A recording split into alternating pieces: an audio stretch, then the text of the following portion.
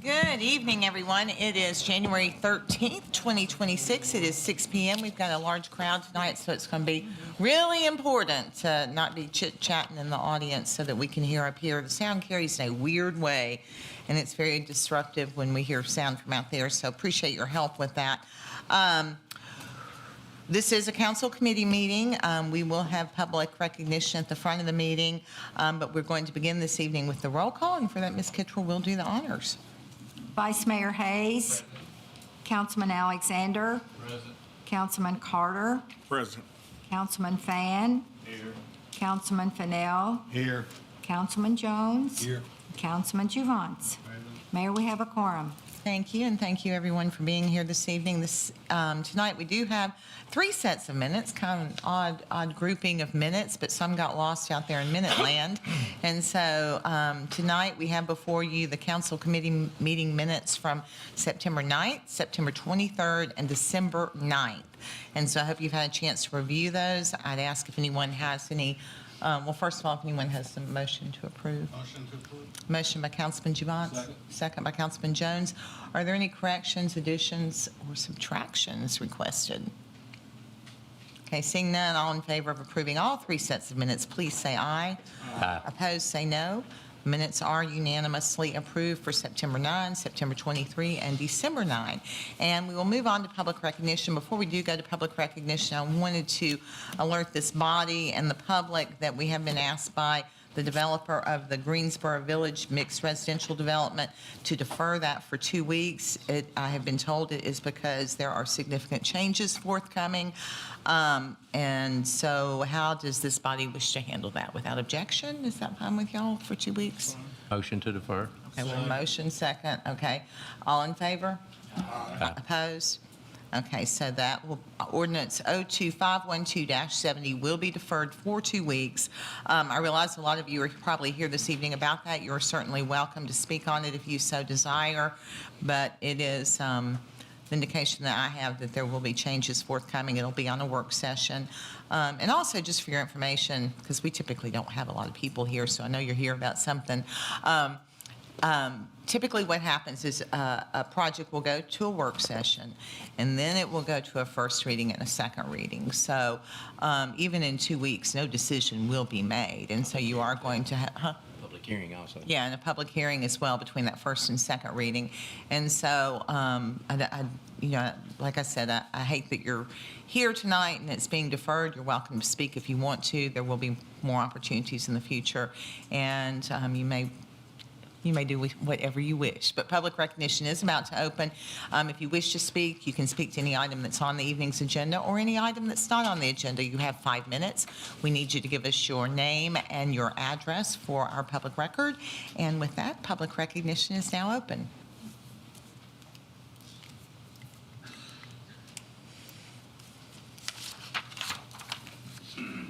Good evening. My name's L.A. Green, Gallatin, Tennessee. Last meeting, I don't recall exactly what the date was. Can we get the address, please? I'm sorry? Somebody say something? Your name and your address. Your name and address for the Said L.A. Green, Gallatin, Tennessee. It's Nashville Pike.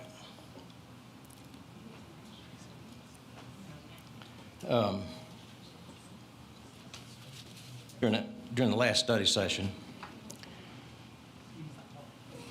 we attended here regarding our age-restricted residential project. I made the mistake, trying to not mess this up. I made the mistake of trying to argue a point with our esteemed city attorney, Ms. Susan.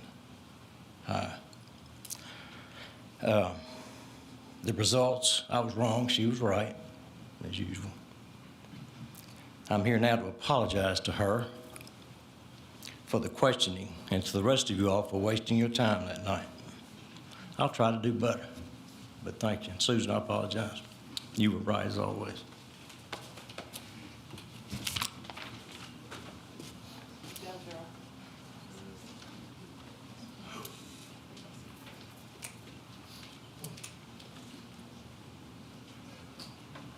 If you're wishing to speak, you're welcome to come forward so you'll be prepared when the speaker in front of you is finished.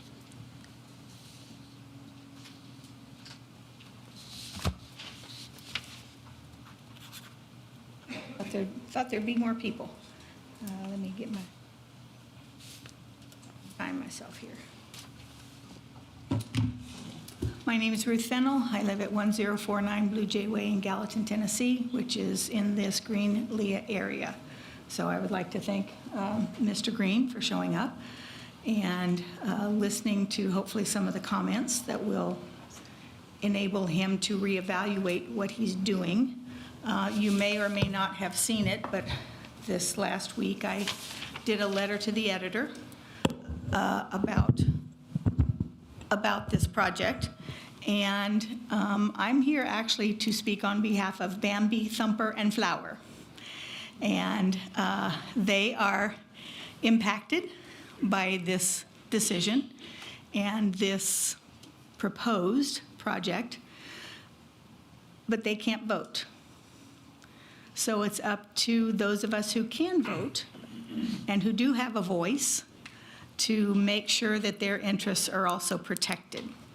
There will be discussions and conversations about landowners have the right to do what they want with their property, which is true, within the restrictions that it has been zoned for. When you start asking for changes in those zonings and restrictions and I don't know if the right word is exceptions or not, you can tell me, but changes that will create more floors than the trees have available to them. I think we're getting out of control. I keep coming here and I keep saying we are out of control. We've got Lock 4, we've got the Foxland Marina mess, we've got this whole thing. And, you know, people complain about the deer. Oh, they're eating my shrubs. Well, what are they supposed to do? What are any of the animals supposed to do? Why can't we include common sense things of certain open space areas left for them? Now, they won't stay there. They don't get a map. They don't get a mailbox. But at least provide some semblance of concern for that.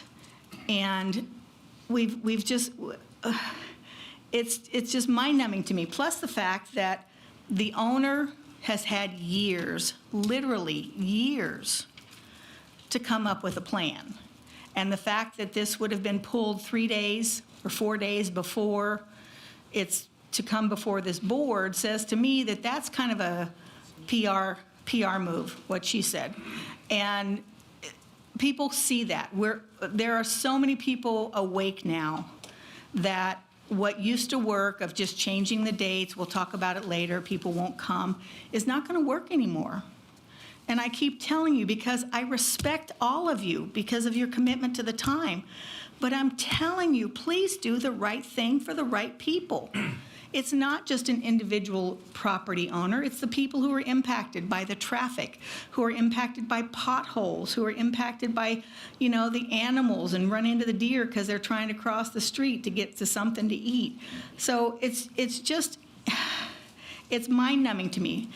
Somebody has indicated that there was a promise made when previous apartments were approved that there would not be similar units on the current side with Greenlee in exchange for that other prior proposal being approved. And when asked about those changes and that promise, the response was similar to times change. Well, yes, times change, and sometimes change is good, and sometimes change is not good.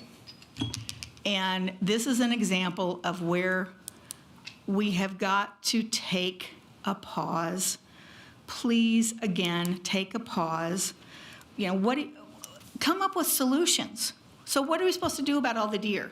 When they keep getting shoved into smaller and smaller and smaller areas, what do? Do we start culling them? Who pays for that?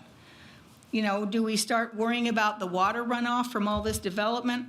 There were people that were complaining to me about water runoff, and the city said, well, there's nothing we can do about it. but you're adversely affecting so many people, including those with 4 legs and the 2-legged people. And we've just got to be able to do this. They knock down a tree, make them put 2 up. Make them use permeable concrete where things get absorbed. So there's solutions out there, but you've got to be looking for them. Otherwise, we are just going to be a city that's concrete with no personality and everybody stuck in traffic. Ladies and gentlemen, I'm going to ask you not to applaud. That is a typical rule within these chambers, and it sounds weird, I'm sure, but sometimes when people are comfortable applauding, they're comfortable laughing, and when they're comfortable laughing, they're comfortable booing. And so for the respect of everyone, I would just ask you not to do that, please. My name's Charlene Tillery. I live at 104 North Browns Lane on the south end of Portland. I used to enjoy coming to Gallatin. I won't come here after 3 o'clock anymore. The traffic's horrendous. You have ruined what Reader's Digest said was one of the most pleasant towns to visit. It isn't that anymore. In fact, I'm going to contact Reader's Digest to do a rewrite. Come visit again and see what it looks like now. Developments have been built, specifically the one on Long Hollow and 109, that apartment complex. It has ruined that creek. Who's going to pay for that? All the silt has filtered into that creek because appropriate things were not done, inspections weren't handled. I'm really disgusted. It no longer is the Gallatin that I moved here and retired here to dwell in and visit and shop. Thank you.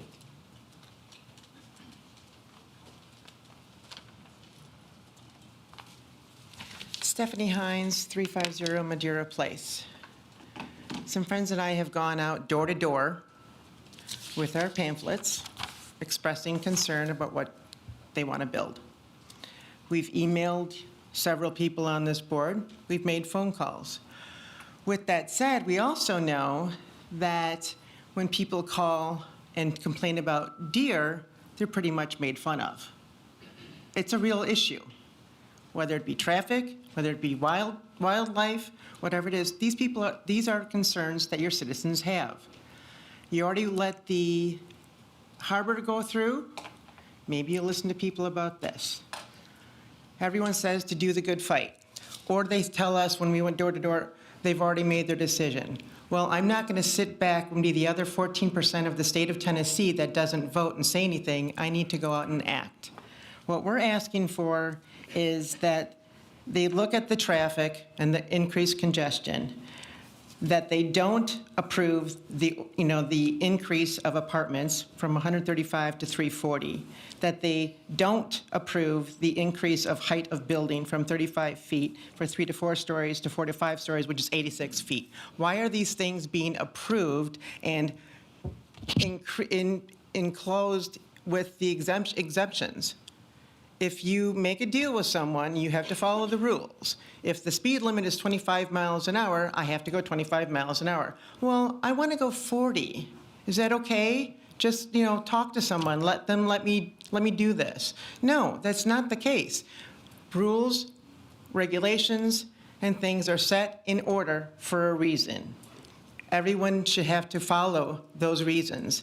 And again, with this being pushed back another 2 weeks, 3 weeks, 4 weeks, we're not going to forget about it. We will continue to go door to door. We will continue to call you. We will continue to email you.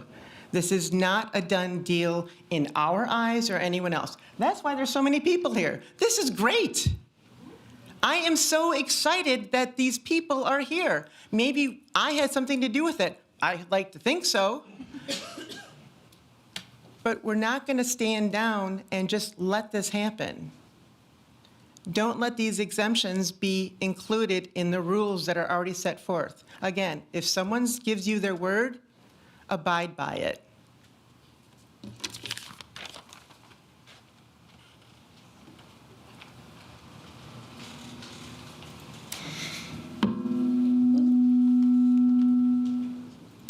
Hello, my name's Chelsea Nixon. I live at 275 Claremont Court. I live directly across the street from the parcels included in the Greensboro Master Development Plan. And I do want to be clear that I'm not opposed to senior housing or independent living. My concern is about location, scale, and compatibility within an established single-family residential area. The land proposed for the development, as you all know, as you've heard a lot of people speak about, is currently green space and wooded area. It serves as a natural buffer and is home to a lot of local wildlife. Replacing it with high-rise apartment buildings would permanently change the character of the neighborhood and eliminate one of the few remaining green spaces in the area. I'm also concerned about traffic and congestion. Our street is a two-way residential road with no street parking and limited capacity. High-density development across from existing homes will increase traffic, service vehicles, and construction activity in an area that's not designed for it. The construction impacts themselves, the noise, the dust, and the heavy equipment, for what would likely be a year or more, would significantly affect the peace and the daily lives of nearby residents, including myself and my family. Because approving the master development plan establishes allowable use and density, I respectfully ask the council to carefully consider whether the proposal is appropriately scaled and compatible with the surrounding neighborhood. Thank you, council members, for your time.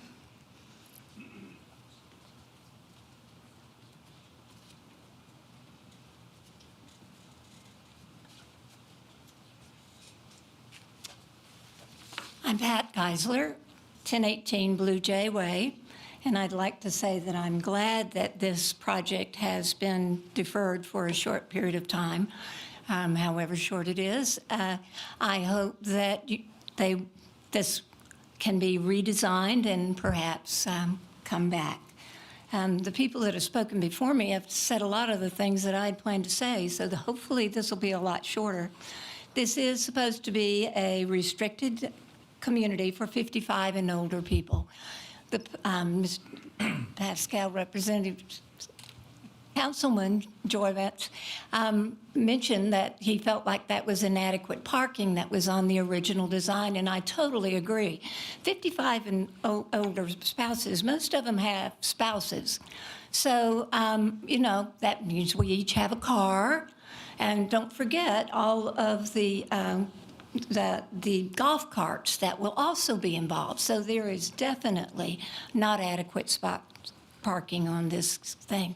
People may tend to try to park on Greenlee Drive, which is what happens occasionally to the people who live on Greenlee, facing Greenlee, who are living across the street. I totally understand their concerns about those things. I read the Planning Commission report on the agenda on December 9th, and page 22 of the report describes how Greensboro Village Master Plan, originally 700 acres north and south of Nashville Pike, it's been sliced and diced until we now have 43.5 acres left for 600 living units. Wow. Several revisions of the master development plan, which reappropriated one slice to accommodate another slice. In the last paragraph of that same report, page 22, that the Planning Commission states, with the 211 units of the Knoll developed, only 135 residential units remain for this portion of Greensboro Village PUD. So how can we approve 600 living units when only 135 are left? I'm a math teacher, but that's not good math, even for somebody who's simple, you know. Further report states that the proposed density is above the recommended density range allowances. The landscape architect in the December 9th meeting said that 26 acres of this will be open space.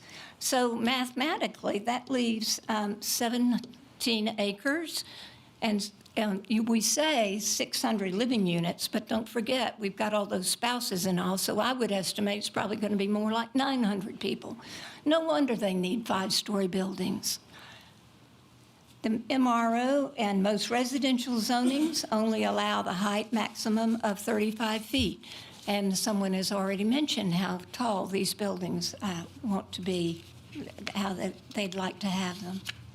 So in my opinion, if these, with the Greensboro PUD to increase the type and the allotment approved, the structures will not blend with the existing buildings and will make the entire development an even bigger eyesore than it looks now. Such tall buildings would fit nicely in the downtown area, but they primarily, this is a primarily residential area. They will not fit here. History shows this developer has repeatedly requested changes to previously agreed upon plans. I urge the City Council to uphold the Gallatin plan, which we all were involved in. We're excited about it. I don't know what's happened to it. Please vote against these variances. It is time to prioritize the interests of your constituents over these repeated requests. Thank you.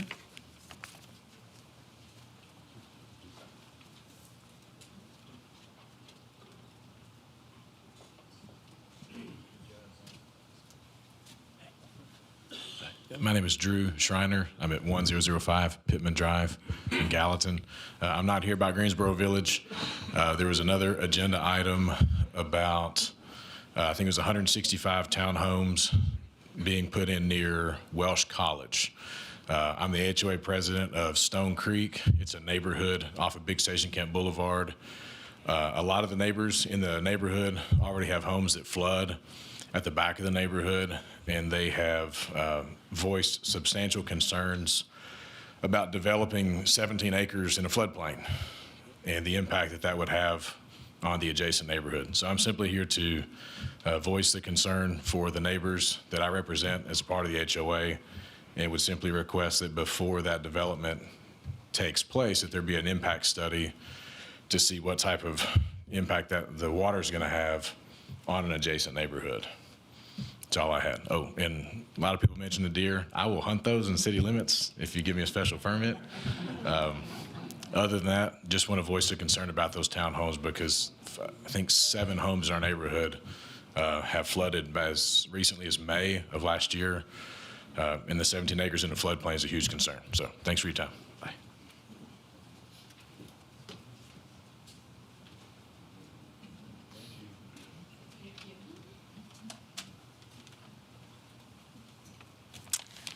Good evening. Excuse me. I'm Heidi Horio. I live at 221 Woodlake Drive.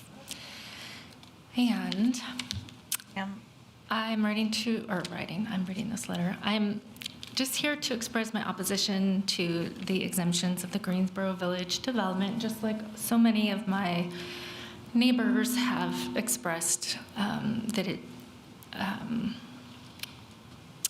the original ordinances we don't believe should be given exemption. The number of units proposed for the area south of Greenlee Boulevard will make it a very dense area. It's not really, like my neighbors have said, it's not keeping with the character of the area. There are some large, beautiful homes right next to the proposed development that will have tall buildings right outside their backyard. These new buildings will be the entry of this very expensive established neighborhood and do not reflect the character of the area being so numerous and tall. Myself and my neighbors in the area all agree it would be better to keep the number of units to the current ordinance at 135 with no apartments, and also to keep the current limit of the maximum height being 35 feet. As others have mentioned, more density becomes more traffic, which impacts the safety of those in the area as well. And as we know, Nashville Pike is already very busy several times a day.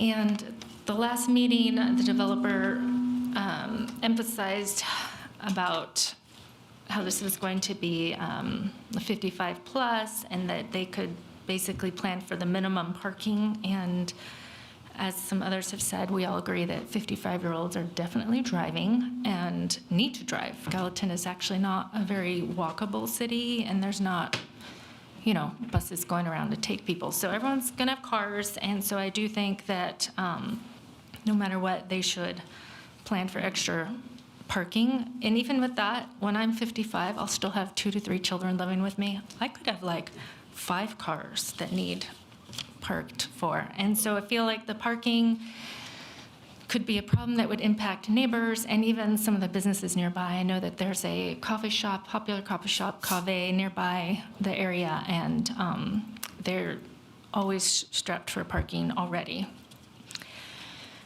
I personally don't mind. Like, I know they're saying we should put it in the deed about the 55 and up and to make sure. I mean, if they want to have other people live there, I guess it's just to make sure they plan for the parking. But I don't mind who lives there, obviously, but yeah, plan accordingly. Also, the retirement home is supposed to be a highly amenitized place. There's several types of these places nearby, so I don't see a need for another right here. But anyway, having so many amenities would also imply that it'd be expensive. I think most retirees will need moderately priced retirement homes. Also, in the area of the land where the retirement home goes stands like a very large power tower. I would not want to pay a lot of money to look out my window and live right next to a power tower. And some of the land is on a floodplain. I guess you could level it and stuff, but I know at the Knoll, they have an area that's a floodplain, and it's always muddy, and they can't really walk on it. So I'm thinking that's definitely something that needs to be looked more carefully at. Also, with all the new residents, of course, there's increased need for services, power, fire department, water department, police department, street repair. Is Gallatin able to keep up with these needs? Basically, we feel like we're trying to squeeze a lot in a little space, and it just doesn't seem like it's the right place. And so we'd consider you to at least not approve the exemptions. Thank you.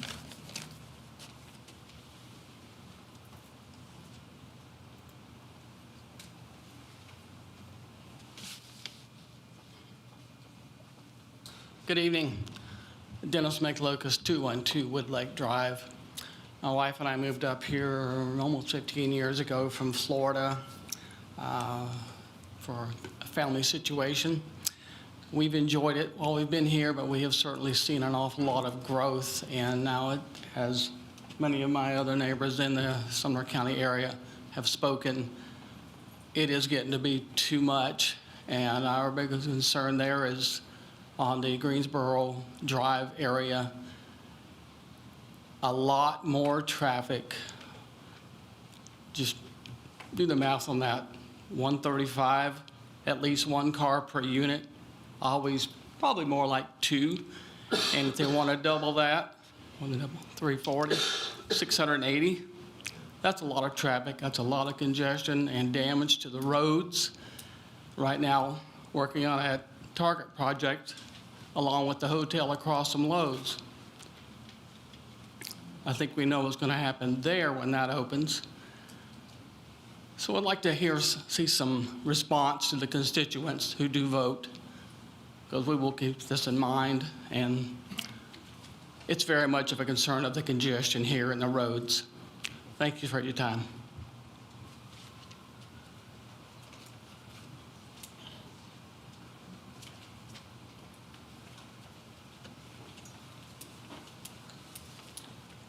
Good evening. My name is Randy Apoyan. I live at 1045 Pittman Drive, and that's in the Stone Creek development. As Drew said before, there are lots of people that are even here tonight that are concerned with the development going at the Wells College land, acreage that they have. It looks like at about 15 to 20% of it is going to be built on a severe floodplain, labeled red by FEMA. So,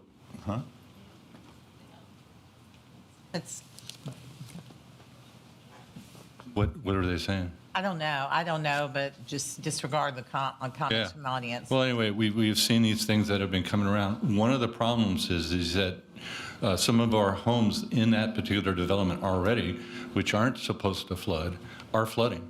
And unfortunately, we've moved here about 2 months ago, and now we found out that our house is one of the ones that are flooding from the neighbors that are there.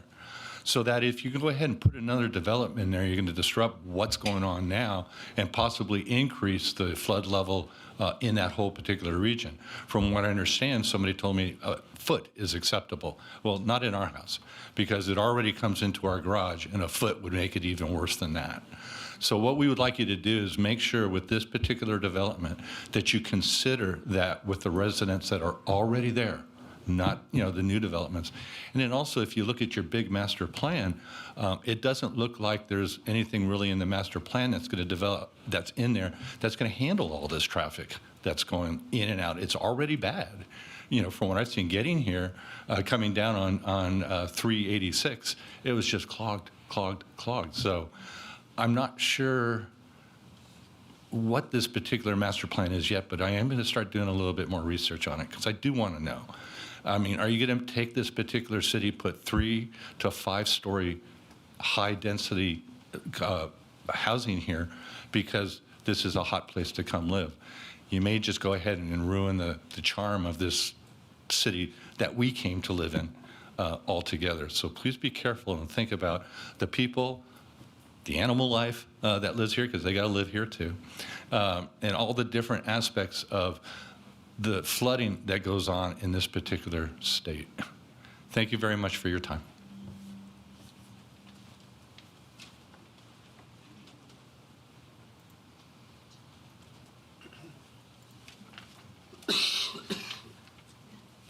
Howdy. I'm Don Walker. I live at 1029 Grider Drive, which is in the Stone Creek subdivision.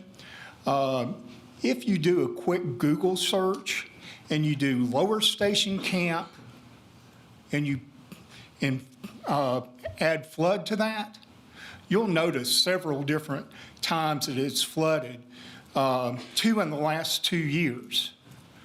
I've lived here for about 10 years.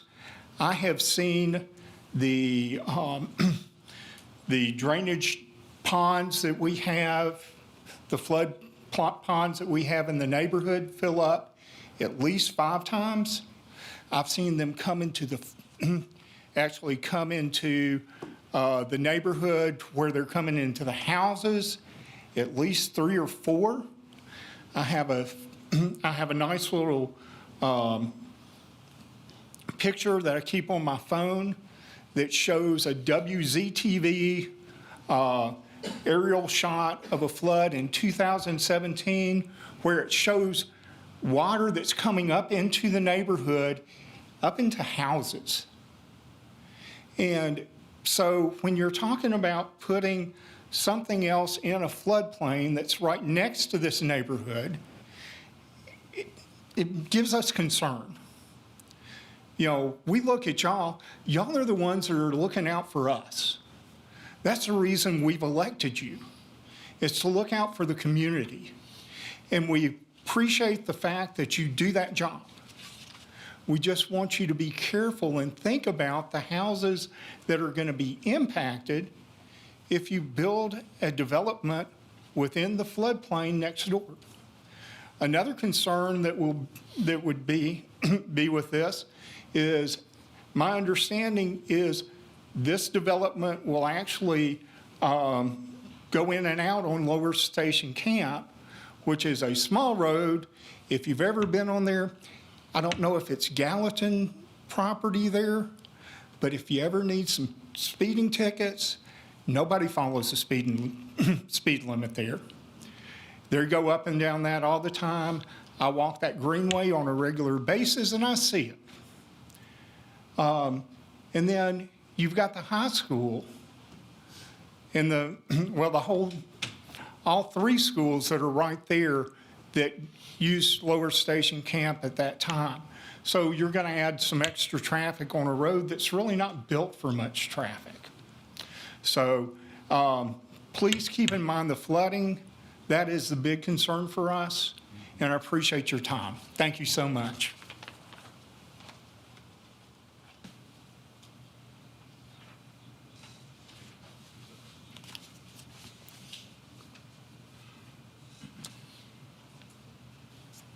Good evening. Good evening. My name is Mickey Straub. I live at 990 Wyndham Drive. in Woodhaven on the Lake. This is my first board meeting I've ever attended in the city. I'm new to Gallatin, but I'm not new to traffic and development. I'm here to talk about the Greensboro Village, which I think is kind of ironic, because if this it goes through, any variances go through, it will be anything but green. Just want to make a note of that. But I really want to appreciate, I appreciate your service. You guys have a tough job. You never please everybody. I get it. I thank the mayor for all her leadership. And everyone that spoke tonight who know a lot more about this project than I do. I've been here 3 months. But I am not new to this. I'm the former mayor of a Chicago suburb called Burr Ridge, Illinois. And I served a couple terms, and I know what it's like to have a room full of people. I tried to build to build 2 hotels next to a highway, and there was like 5 times the number of people that were there. So I know what it's like to get this kind of pushback. I think it's based on what I've heard and seen. This is hardly appropriate for this area. This belongs maybe north of the Albert Gallatin Road or something. This project should be nowhere near this area. As far as the height of it, in Burr Ridge, which by the way we had a lot of. It was similar neighborhood to where we live now. A lot of famous residents live there, and it was pretty upscale. But it had a slogan that it was a very special place. And I think Gallatin is a very special place. I think certainly Fairview and all these subdivisions around here, Bay Point and Woodhaven and Lake are very special. This sort of project would do anything but make it special. It would change the whole the complexion of the area. The traffic, I think, would be horrendous. I think you can tell by the number of people that are here that if you put the priorities of the residents and these subdivisions before the priorities of the developers, I think you're going to know how to vote. So again, thank you for your service, and I hope you make ultimately the right decision. I'm glad it was deferred and more thought will be brought to it, but ultimately, I hope it fails. God bless you all. Thank you.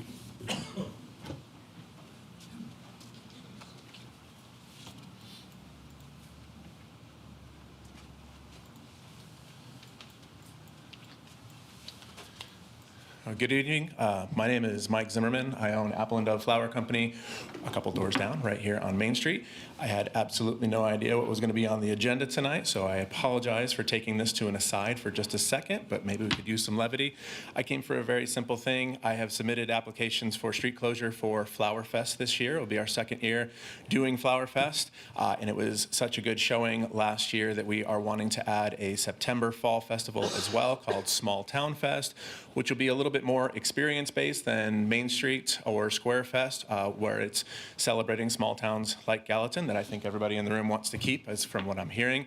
It'll be pie eating contests, chili cook-offs, dance music, and vendors as well. So we're just closing down the L of the square and the portion of North Water to kind of do that. So just didn't see it on the agenda when I went online, so I just wanted to kind of bring it up in person. And thank you for approving it last year, and hopefully you guys will consider to approve it again this year, or both of them, I guess. So.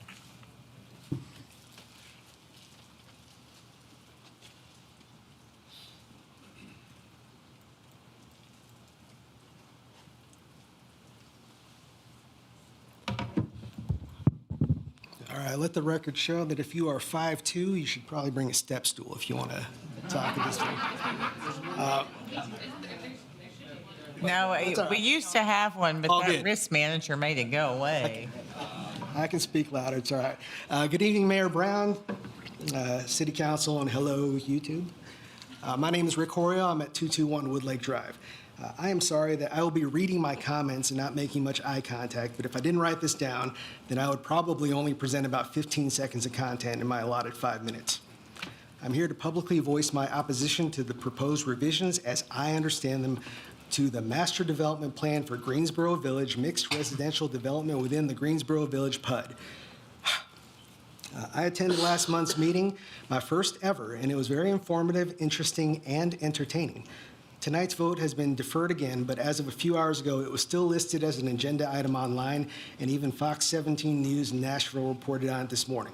And I believe that a lot of folks here are here because of this particular initiative. As for my thoughts and mine alone on the matter, I have a few points to mention. For starters, the assertion that traffic won't be an issue seems grossly short-sighted. Gallatin is not a pedestrian-friendly city, and without public transit, we all need vehicles to get around. A 5 to 10 minute walk to amenities can become much longer if you're advanced in age or have mobility issues. As someone who has an aging parent, I know some folks might still need to use a vehicle to get to Publix, if for nothing else, that they are physically incapable of carrying all their groceries. In addition to the microcosm being built across from Lowe's, adding 340 more dwelling units will notably add to our already congested streets. I understand that a traffic study was conducted, but if it only looked at the area around Greensboro Village, the findings will be myopic at best. Parking will be a challenge. We are told that the planned number of parking spots meets today's requirements. That doesn't account for future growth and scale, and folks will inevitably begin parking in the shopping areas bordering the development, especially if it's more convenient for them. This will frustrate neighboring businesses and their patrons and can have a non-trivial and adverse financial impact on particularly the small business owners in the area. Last month, there was a disagreement as to whose responsibility it was to make sure that this maintains as an active adult community, the 55 plus. It seems like that might have been resolved, but just because I had already written this down, I just want to make sure that if it is going to be approved as an active adult community for 55 plus, that there be some legal binding restrictions in place, whether that be deed restrictions on owner-occupied homes or some sort of governing association for non-owner-occupied units, which I can only interpret to be apartments. There needs to be something in place that can be legally binding. As an aside, while I don't think that I will be breaking bread together or exchanging Christmas cards with the developers anytime soon, I am neither upset nor angry with them. Just because I might be inclined to choose a different path for the land in question, I personally don't feel that they have an obligation to our community to preserve and maintain open space as much as my family and I enjoy them, as well as my dog. But with all due respect, my disappointment and my frustration lies with this council as well as the Planning Commission. The small handful of you have both the responsibility and the privilege to lead our community, and many of your decisions will have lasting impact for countless generations long after all of us are gone. With an estimated population growth of nearly 20% in the first half of this decade and another 15 to 40% projected over the next 5 years, it is critically important that the city plans for this by way of support infrastructure, be that fire, police, road management, hospitals and schools, as well as services such as water, power, electricity, sewer, and trash, just to name a few. And from my vantage point, having lived here for 4.5 years, I see one of two things. Either very little infrastructure planning has been done, or the city has done a rather poor job in communicating their plans to the rest of the community.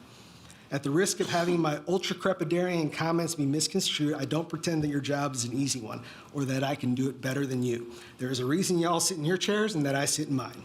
I also don't think that any of you, or the developers for that matter, are terrible people. I can disagree with y'all even vehemently, but after all is said and done, still be perfectly fine with sitting down for a meal together, or coffee, or a beer, whatever. We can talk about our kids, the weather, who has the best dog, and whether or not the Titans will ever have a winning season ever again.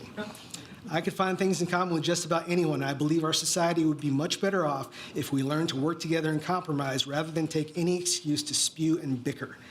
This city needs you, council. Not like Batman, but we do look to you for guidance, for leadership, for direction, and for the future of Gallatin. Last, though my comments tonight are critical, I do not believe I have been disrespectful. I believe that everyone in this room has room to grow and room to improve. The times that I have been criticized for my work, rather than get defensive or make excuses, I take those as opportunities to listen and to learn and to hopefully grow and improve. And I hope that everyone in this room is humble enough to do the same. So thank you for your time. Have a good night. Perfect timing. And very creatively presented, I might say. Thank you.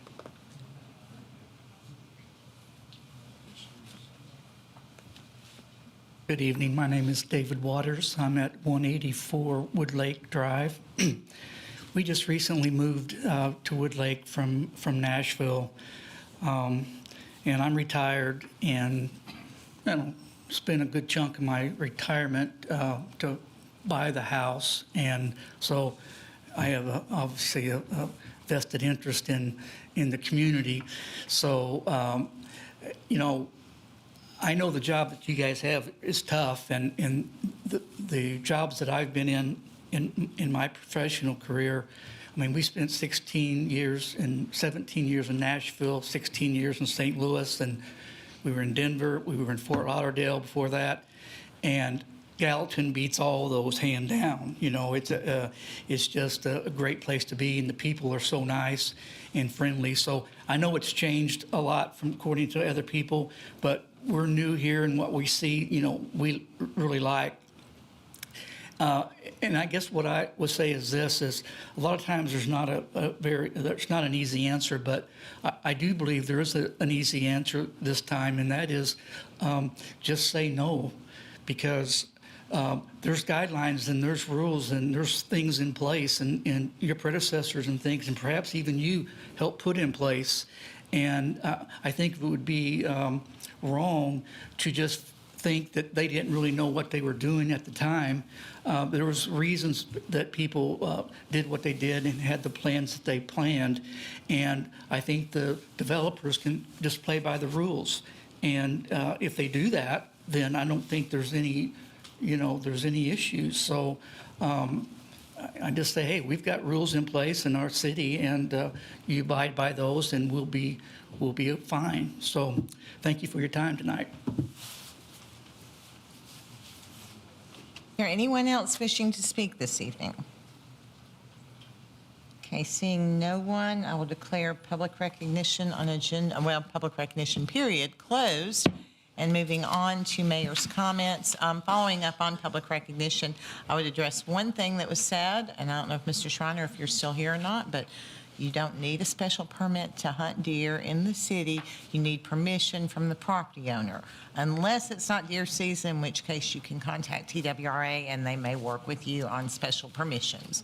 So that is the deer hunting stuff related to in the city limits. It gets brought up a lot. I thought it'd be worth sharing.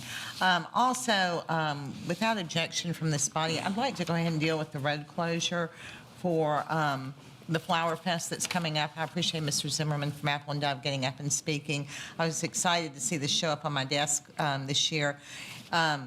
Last year, he came to us with this idea. He asked for a street closure. He talked about Flower Fest, and I actually got goosebumps when he described what he envisioned for the event.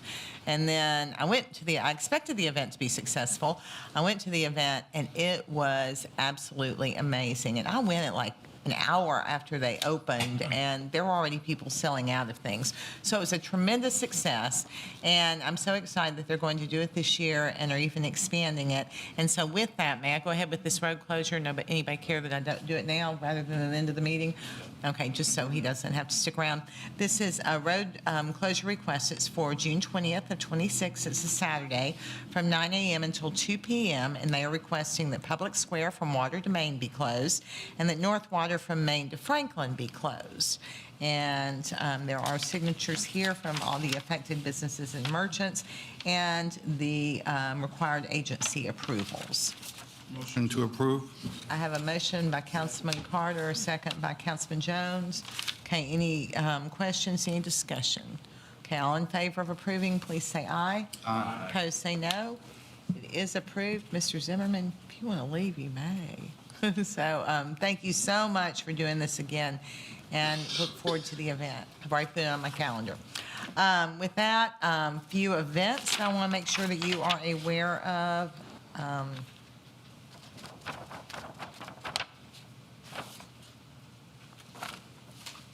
Actually, I just saw something else sitting here. Is anyone here for the Fall Festival street closure? Okay, I don't see anyone here. I'll wait and do that one at the end of the meeting then. I just saw that one underneath the other one, so I thought I'll go ahead and bring that up if I need to. A couple events coming up in the next several weeks I want to mention, starting Tomorrow, there's American Red Cross Blood Drive, Civic Center meeting rooms, 101 and 2, 10 a.m. till 3. I mentioned a few weeks ago that we give a lot of blood here, and the Red Cross is greatly appreciative, and I would encourage you, whether you regularly give or you don't, to use one of these opportunities to give if you're so willing.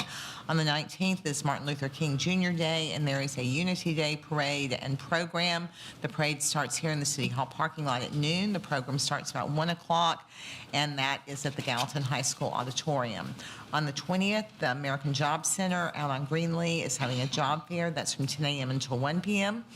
There is the Snowball at the Station, and that is for the very young people, and that is happening on the 25th at 2:30 and 5 p.m., a fun event over there just across the street from us.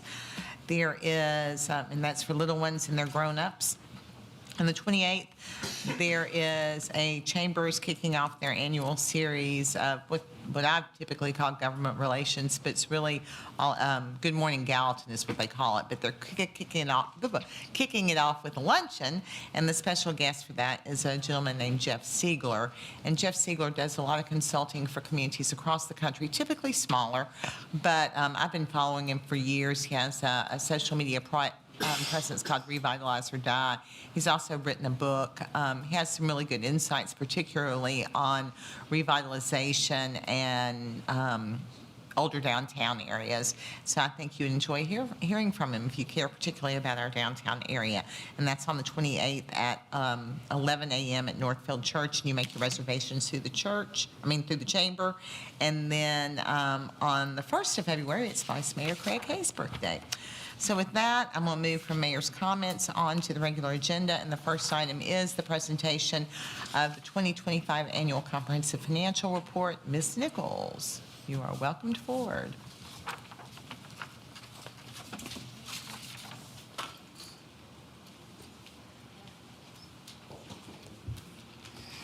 Good evening. We are here to present the 2025 annual audit. Matt Wood from ATA, our independent auditor, is here tonight. I realize you just received the report this evening, so he's going to cover some of the highlights, but after you've had a chance to look at it, if you have any questions, please feel free to contact me, and I'll be happy to help. And with that, I'll let Matt. Mayor and Council, good to see everyone tonight. My name is Matt Wood. I'm a partner with ATA. We've performed the audit for the last couple of years for the city. Just want to go over some highlights, the big changes possible in the report this year, and then answer any questions that you would have tonight if needed. First, it is an unmodified opinion, which just means it's a clean audit opinion. That just states that we believe the financial statements are free of any material misstatement or any evidence of fraud.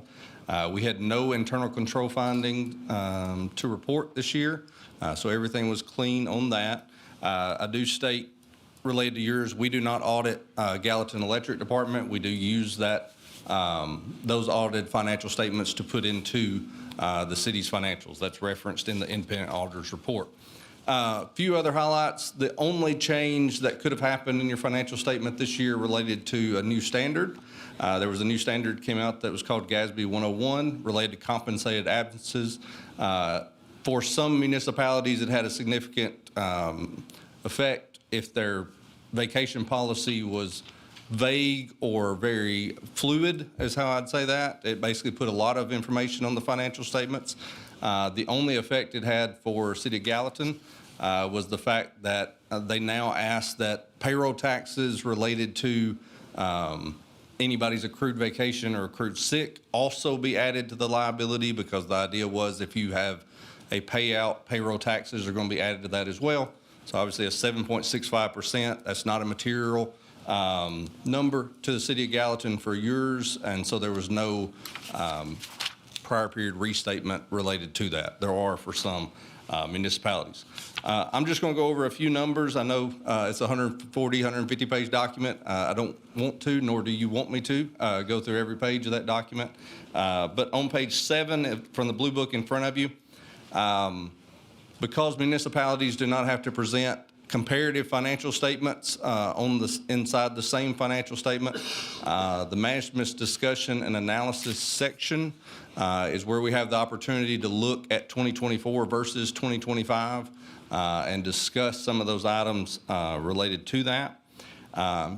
When something's called governmental activities, those are the items that are general fund, drug funds, State Street aid funds, other things like that, that have been brought over to full accrual accounting, meaning we put fixed assets, long-term debt, the accrued vacation, pension liabilities, other things on the financial statements, rather than usually how we keep up with the general fund, which is just our normal old assets, liabilities, revenues, and expenses. For the governmental activities in the current year, our ending net position was $229.73 million compared to $223.41 in the prior year. Our unrestricted net position increased a little over $1 million. Our net investment in capital assets, which what that number represents is all the capital assets related to governmental activities, less the long-term debt that is still outstanding that it took to get those capital assets on the books. So that number increased in a year where we add a bunch of capital assets. It is going to. In a year where we don't match up with how much depreciation expense, that number goes down, unrestricted net position goes up. For the business type activities column, this includes the electric department, the water and sewer, and the gas divisions of the city. You can see again, net investment in capital assets went up over $10.5 million. Our unrestricted net position went up a significant amount, $11.2 million. So all good numbers there.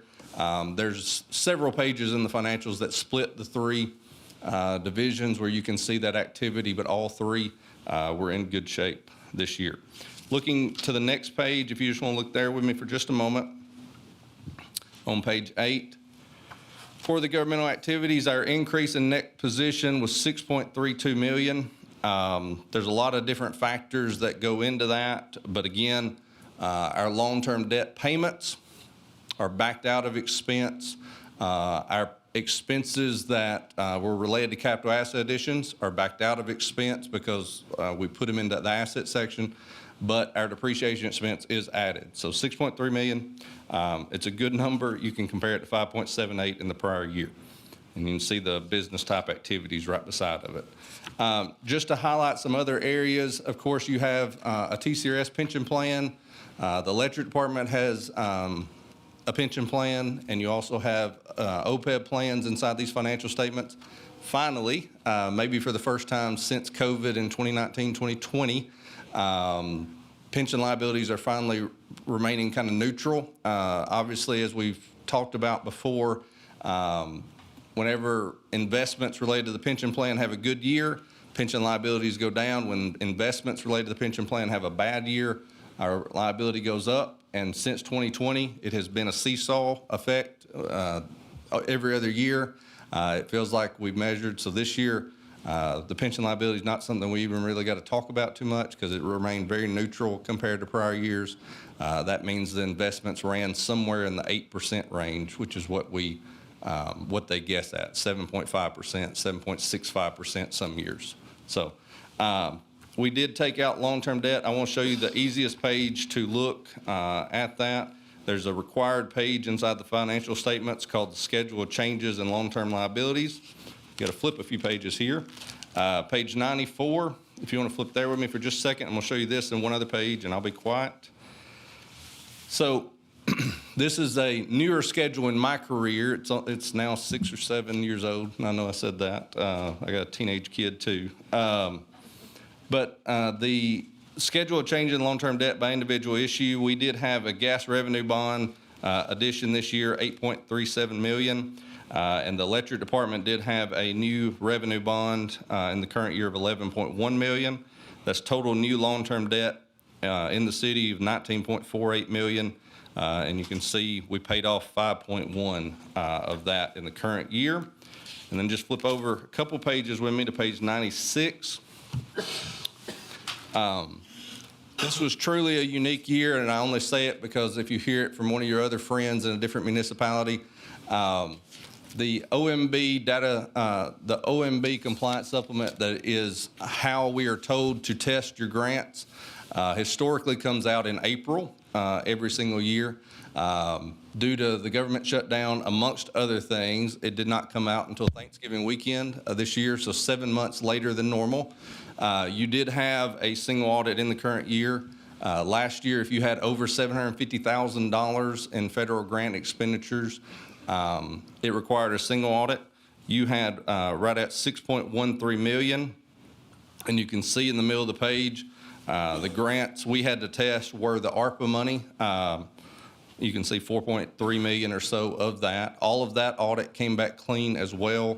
A letter in the back of the financial statements that says that. No municipal financial statements that had a single audit were able to be issued until the week of December the 15th. So if you talk to one of your other friends at a different municipality, one of theirs isn't, you can blame the data collection form for that. So besides that, no other big changes this year. Both the single audit came back clean, no internal control issues. Everything looks good from our perspective. I'm happy to answer any questions that you have.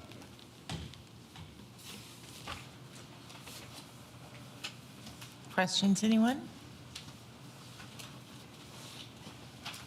Thank you. Ms. Nichols, thank you.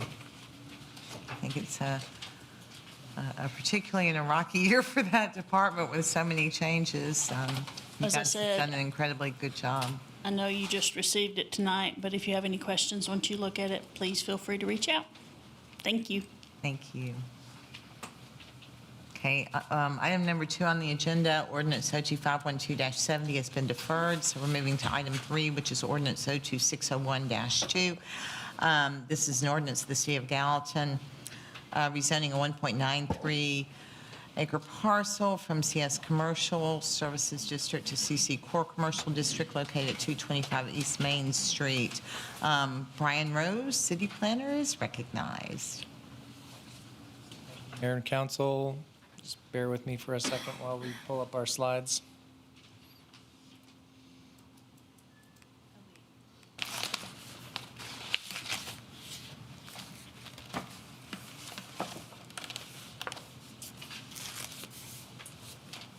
All right. This is 225 East Main Street. The owner and applicant are requesting approval to rezone a 1.93 plus or minus acre parcel from the CS Commercial Services District to the CC Core Commercial District. The property is owned by First Baptist Church, who purchased the property in 2019.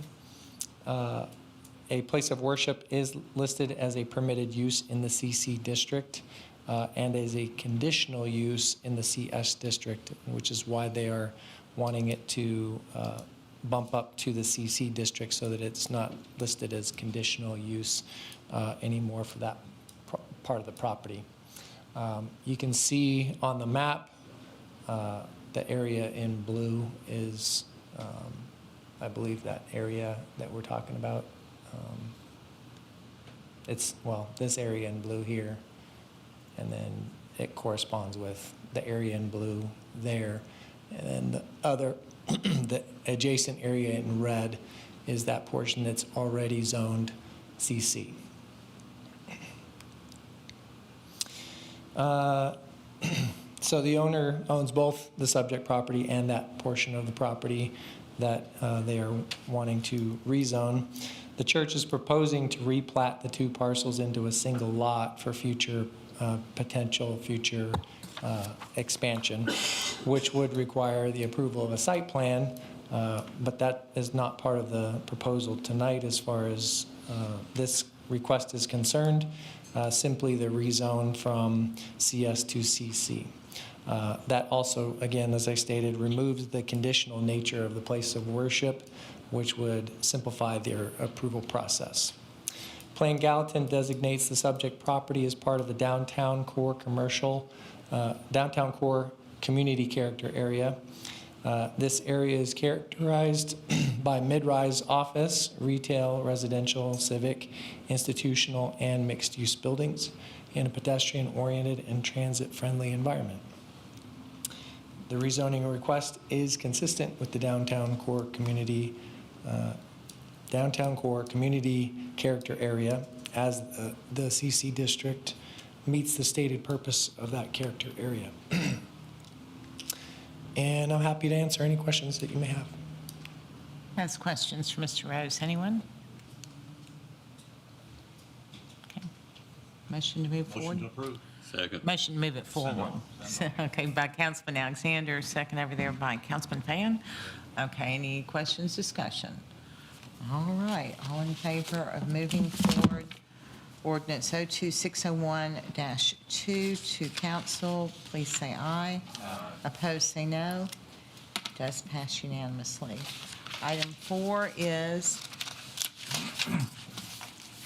ordinance 02601-3, an ordinance of the City of Gallatin rezoning 6 lots, 35 through 40 of the Clearview Heights subdivision, number 5, totaling .57 acres from the R10 medium density residential district to the R6 high density residential district located south of Hatton Track, west of Anthony Street.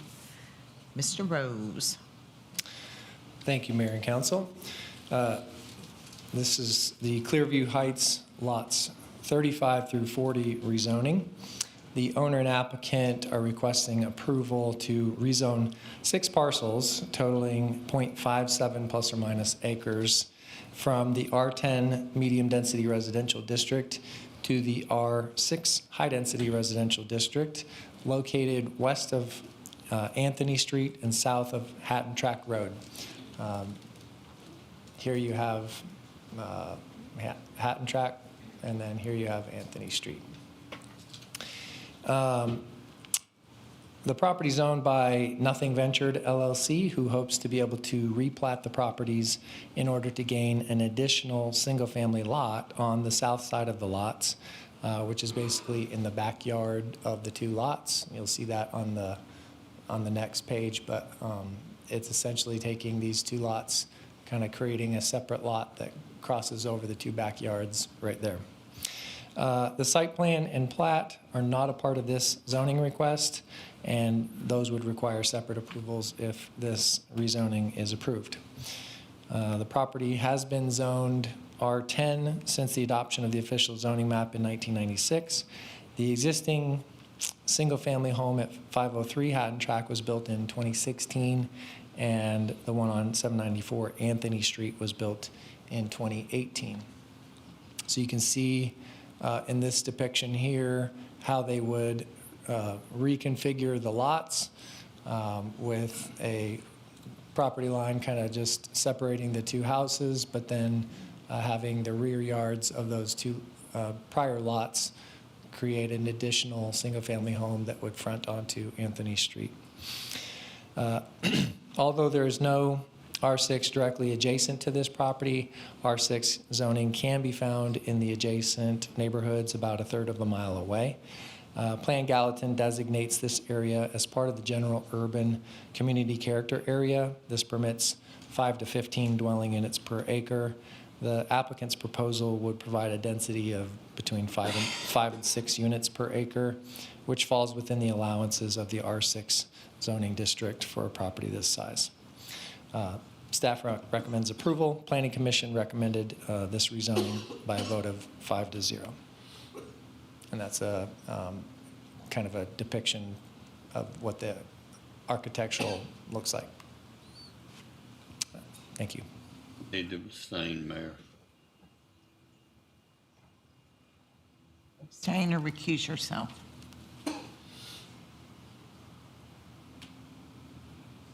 Yeah, that too. Is there anyone with questions, discussion regarding this? Councilman Javance? Thank you, Mayor. I'm not for rezoning there, even if R6 is half a mile away. Or I look at the map, everything there is R10 around it, and on the concept they provided, even if it's just a concept, they show a 2-story house where everything around there, it's 1 story, so I don't think that should fit around it. So I'm not going to vote yes for that. Any questions, comments, discussion? Or action by this body? Motion sent on. Motion by Councilman Fennell, Second. second by Vice Mayor Hayes. Any further questions or discussion? All in favor of sending forward to council, please say aye. Opposed, say no. No. Okay, it moves forward with a vote of 4-2, correct? Okay, moves forward with a vote of 4-2. Moving on to item number 5, which is ordinance 02601-4, an ordinance to the City of Gallatin approving a preliminary master development plan for Ocana Center on 4.91 acres south of Long Hollow Pike, east of Lower Station Camp Creek, blah, blah, blah. Mr. Rose. Thank you, Mayor and Council. So this is the Ocana Center. The owner and applicant request approval of a preliminary master development plan for the Ocana Center on 4.91 plus or minus acres, Zone PGC, Planned General Commercial District, located south of Long Hollow Pike and east of Lower Station Camp Creek Road. Just for reference, Long Hollow Pike is here. Station Camp Creek Road is on the west side of the subject property. It's a very long linear property. Commercial activities proposed include retail, food service, and limited warehousing. Limited warehousing is a conditional use in the PGC district. The plan indicates a commercial multi-tenant space facing Long Hollow Pike, and that's essentially right here. And an mini storage facility running parallel to it, parallel to Lower Station Camp Creek Road. And then, of course, their stormwater basins would be in the rear of the property on the south side. The applicant has requested an exception to the 70% brick and stone requirement in the zoning ordinance. Planning Commission and City Council can grant the approval of a conditional use permit in PGC, Planned General Commercial Zoning, along the approval of the preliminary master development plan, along with the approval. Otherwise, if it weren't part of a master plan, this would be a vote for the BZA to approve a conditional use permit. And again, that conditional use permit is for the limited warehousing, which is the self-storage in the back. The existing structures on the property would be demolished as part of this project. The plan indicates an anticipated construction time between December 2025 and December 2026. A large portion of the property is located in a flood hazard area. You can kind of see that best actually from the previous picture here. So that area in blue is within a flood hazard area. And so the applicant would have to obtain a floodplain development permit in order to be able to do that. I am the floodplain administrator for the city, so I have to take those permits and review them for accuracy and for conformance with the city's floodplain ordinance, which is in the zoning ordinance. If they can't meet that, then they would not be able to obtain their floodplain development permit. Hence, they would not be able to do that portion of the project. And there's a condition of approval listed in the ordinance that also addresses that. While this is not rezoning the property, I thought it good to highlight that Plan Gallatin shows this property as part of the general urban character area, which is consistent with the existing zoning, as it recommends a range of uses, including mid-rise office, retail, civic, institutional, and mixed-use buildings. The proposed development shows access from Long Hollow Pike, which again, just is that little access point right there. And then again, an access point right here off of Lower Station Camp Creek Road. Staff recommends that the two parking lot areas be actually connected. They do not actually connect. This kind of gets you back into the backside of the retail mixed-use building there, but this other access only gets you back into the self-storage, and we just recommended that kind of have a dual access so that folks can be able to access from either side. And that also is in the conditions of approval. There will be a sidewalk along the entirety of the northern property boundary and turning down Lower Station Camp Creek Road at the rear entrance to the multi-tenant building. It does not continue the full length of the property, so basically you're talking about this location here and this location here up to this entrance, but does not continue along the full length all the way down. Buffer yards have been provided, type 40 adjacent to agricultural. And then buffer yards vary on the PGC across the right-of-way at Lower Station Camp Creek from a type 20 required to a type 15 proposed. So that is something that they are asking again for a variance on, just from the current regulations, which is something that the city can do as part of a preliminary master development plan. Staff recommends that the buffer yard along Lower Station Camp Creek be revised to show all evergreens for screening purposes. And that's along the edges where the self-storage would be. Architectural designs are shown as 100% brick and stone for the multi-tenant building. The buildings for the limited warehousing are shown as ribbed metal with 26 gauge roof and large roll-up bay doors. These do not meet the 70% brick stone requirement.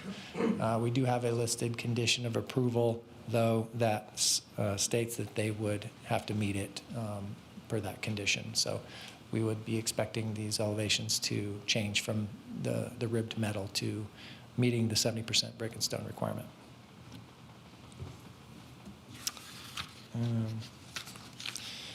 Parking has been calculated with the food sales in mind, but if the use converts to a restaurant, then parking may not be sufficient. The property owner would need to come back in at that point with a revision to include additional parking should they desire to bring in a restaurant. More detailed parking calculations would be done at the FMDP stage. Our Planning Commission did vote by a vote of 5-0 to recommend approval to the City Council with 19 conditions of approval. I'd be happy to answer any questions you may have. Councilman Alexander. Thank you, Mr. Rose. If you'll put on your city floodplain manager hat that I did not know you wore, so what are your concerns about flooding in this area? So it really kind of depends on what happens with the proposed development, how high up they propose to put their finished floors for their buildings.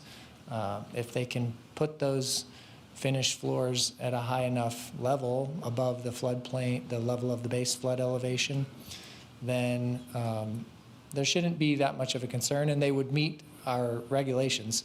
Now, does that mean that they would never have a flood there?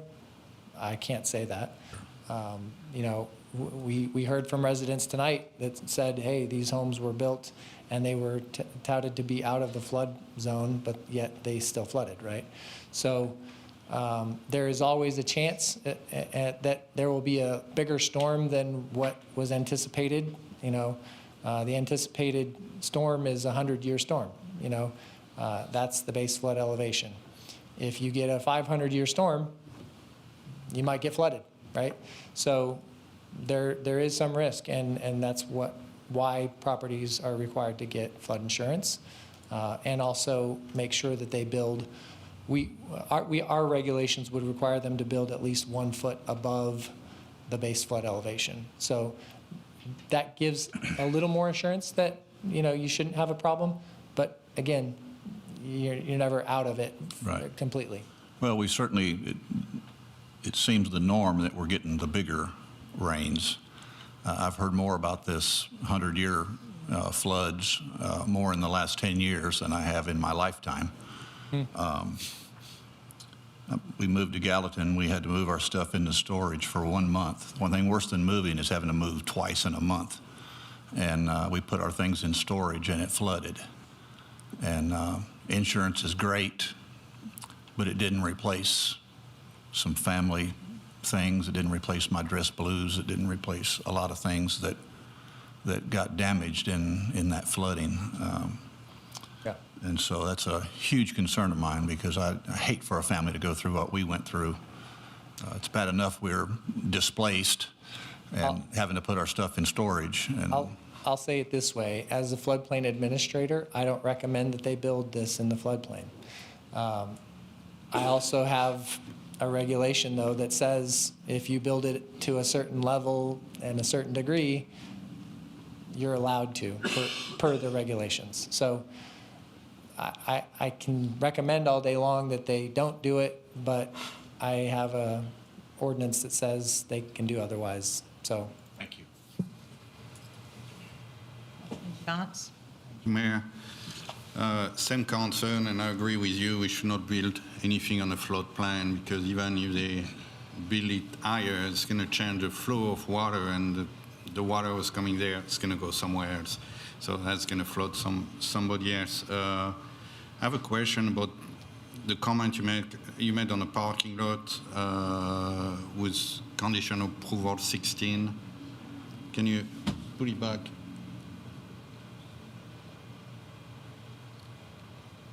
Not the condition of approval, the parking.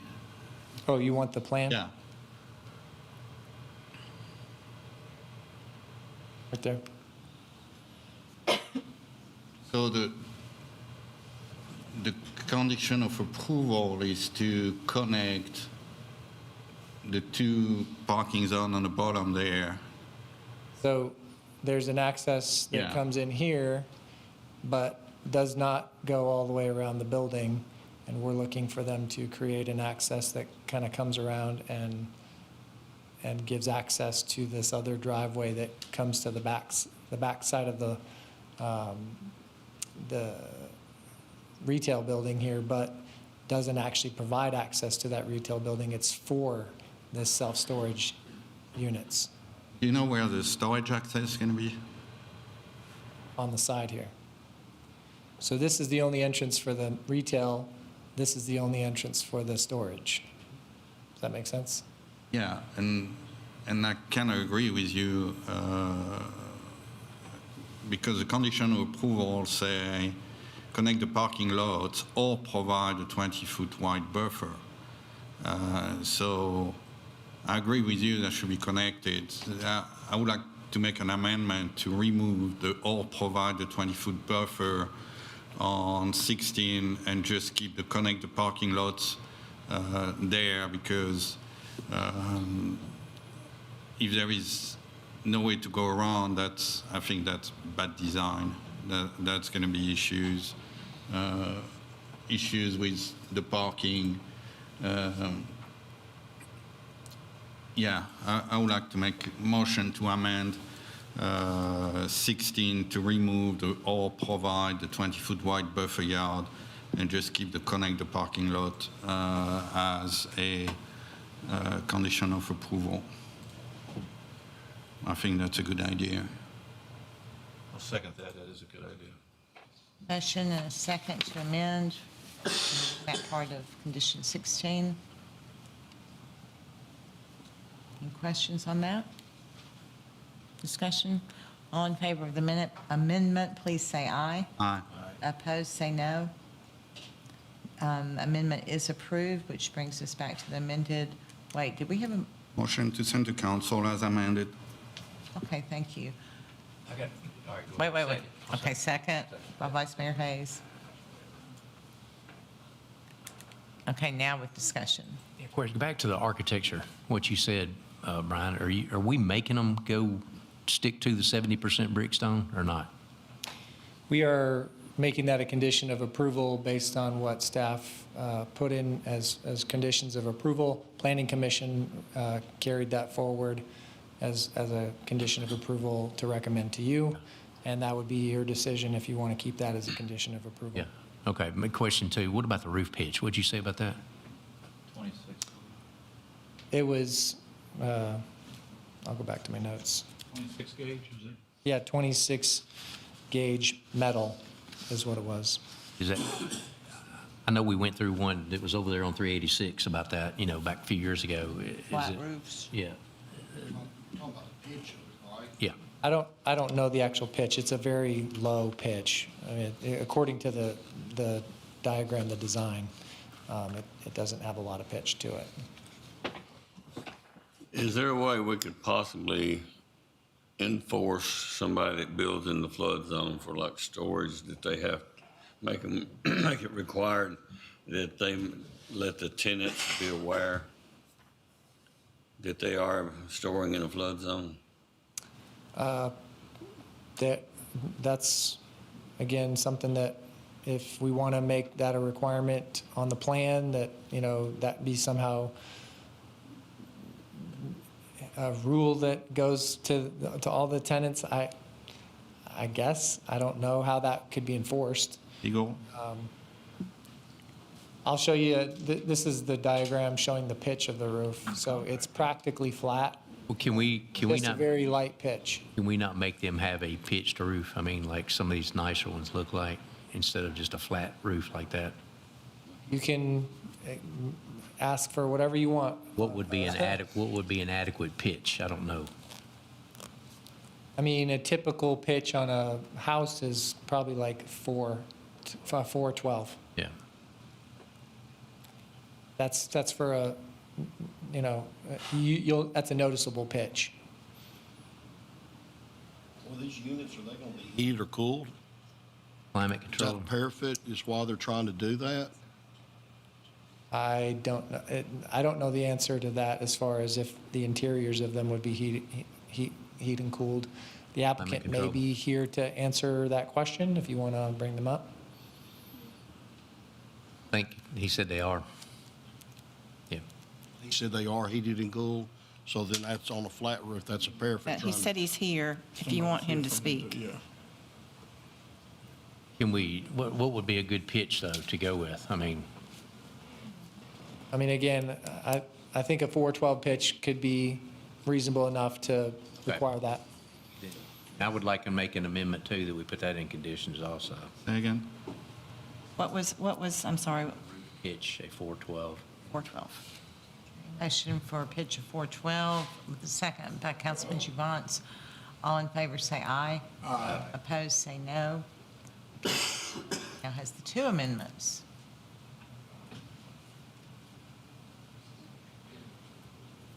Mr. Juvance?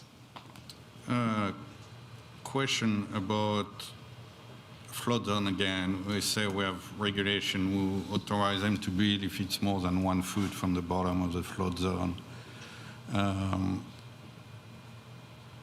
Is that something that, actually question more for legal than anything else, is that something we can change as a condition of approval if we were deciding we want 5 foot, or we have to change the full ordinance?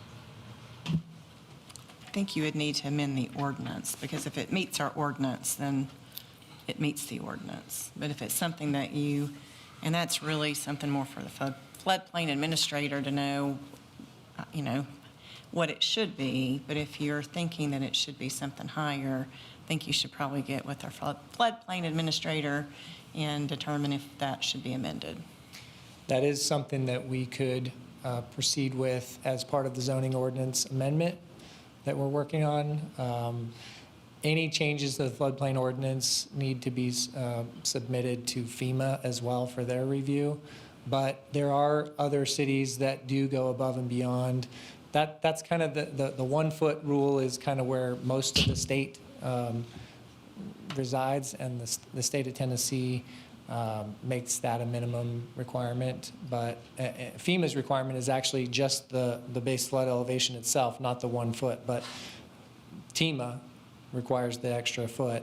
And then other cities, other jurisdictions sometimes go above and beyond that as well. So it's I think 1 foot something is that we really, can work on. it's, you do nothing with 1 foot. That's not going to change anything. I see on Longolo Park, now poverty, when it rains, the creek flood the bottom of the property, and we go to more than 1 foot like that. So it's not. Maybe that's something we should look at because. And again, the stuff we don't talk about is that's going to be concrete, so we're going to change. I mean, if that was flooding before with grass, that's going to flood even more with concrete because the water has nowhere to go. So if the 1 foot work for grass, that's not going to work for concrete. So maybe that's something we should look into to protect again. In my mind, I don't understand why would someone want to build in a floodplain, just even in a business side, because they're taking a risk and everything's going to be flooded, and that's going to cost them money, but that's their own choice. That's the main thing that bothers me about approval of this project is the flood issue. I think things are changing throughout the city as we build. I mean, there again, I jump back to some properties that I've got that's never flooded in 30-something years, that even when the big flood come to this area, it never did flood, but because of other developments, the creeks are getting up quicker, and I had a lot of flood damage. The amendments that was made to this development, I'm fine with that, but I'm still not fine with it being in that flood area. And place was never flooded before, and you remember your truck during campaign 6 years ago at Lazy J back there. I never seen that place flooded before like it flooded that year, because it's generally in minutes.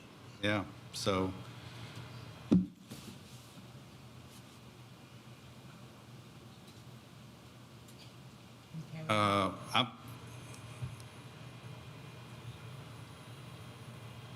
I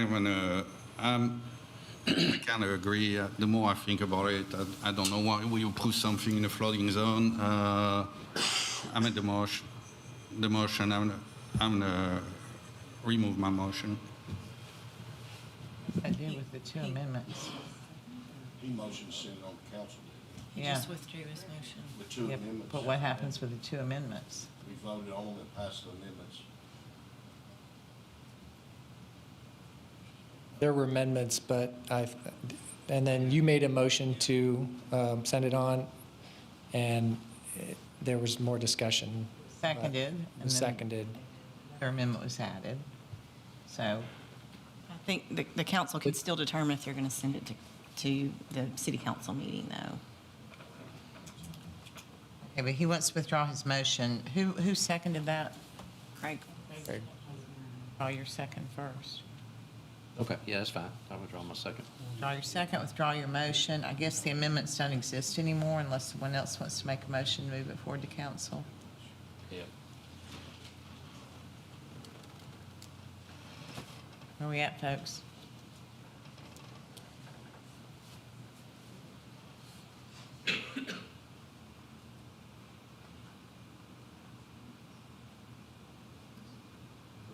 Motion?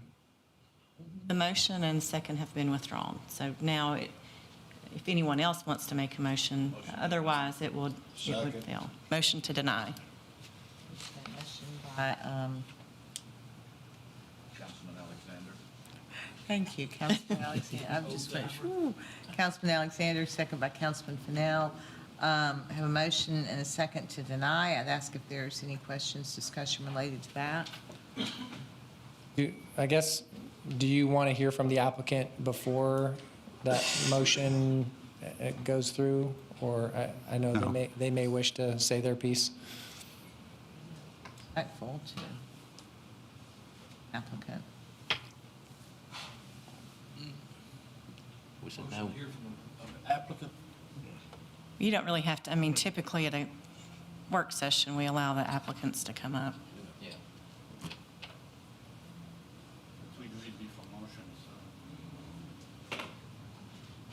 I would think it's appropriate for the applicant to come up. Well, we didn't want to.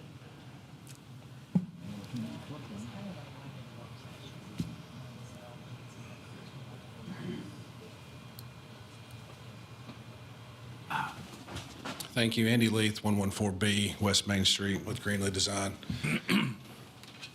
Listening to the discussion, I mean, I'm happy to answer any questions, but I can also address the floodplain issue if you'd like, or where our perspective of it is anyway. We're fully aware that it's in the floodplain, or at least it's in the FEMA floodplain. And what I'm about to speak, Mr. Rose or Mr. Tuttle can jump in and correct me if I misspeak.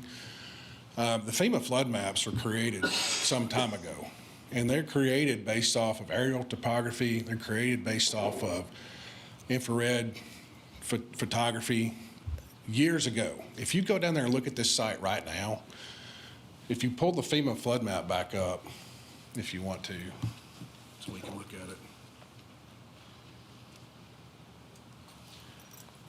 So right now, the building on the highway is not in the floodplain. Yeah, it doesn't. There it is. The building is right there. That's the existing building. It's not in the floodplain. Floodplain's back here, wraps around a little bit. If you go down there and look at this site right now, the topography back here is higher than this building. So what I'm telling you is the area, this land, I don't know when, but it has been manipulated since this floodplain map was established. So we fully anticipate having to do a flood study and establish base flood elevations. Right now, the FEMA flood map does not have base flood elevations. I'm pretty sure the city's ordinance says when base flood elevations are not established, we have to build 3 foot above the floodplain. When base flood elevations are established, it's 1 foot above the floodplain. So it's been our plan all along to do a flood study on this corridor here to establish flood elevations, because this land, and again, I don't know when it was manipulated, but this area has already been filled in some time ago. The LIDAR shows that. LIDAR was done in 2018, and our topography maps that you have here with you, that's based off LIDAR. So I understand the concerns in developing in a floodplain, do understand that, but denying this tonight, it's not really going to affect the floodplain. It's already been manipulated. So actually progressing with this project would at least study this area to see how the flooding actually works and along this stretch of the property. The other amendments, we were in agreement with the brick and stone requirement. We'd already planned to do that, as Planning Commission had made it a condition of approval. The 4-pitch roof, if that's what you want, then so be it. I know I think what Vice Mayor Hayes was referring to as a good view. That was proposed to be a pitched roof, but they didn't build a pitched roof out there. And I think if you remember, that come back here and cause a little bit of controversy. I honestly don't know what a 4-pitch roof will look like on a mini storage. What's typical is about a 1/4 inch per 12 pitch. And it is a very flat roof, but it's typical mini storage. Again, if 4-pitch is what the council wants, then okay. And the other amendment, connecting the road, yes.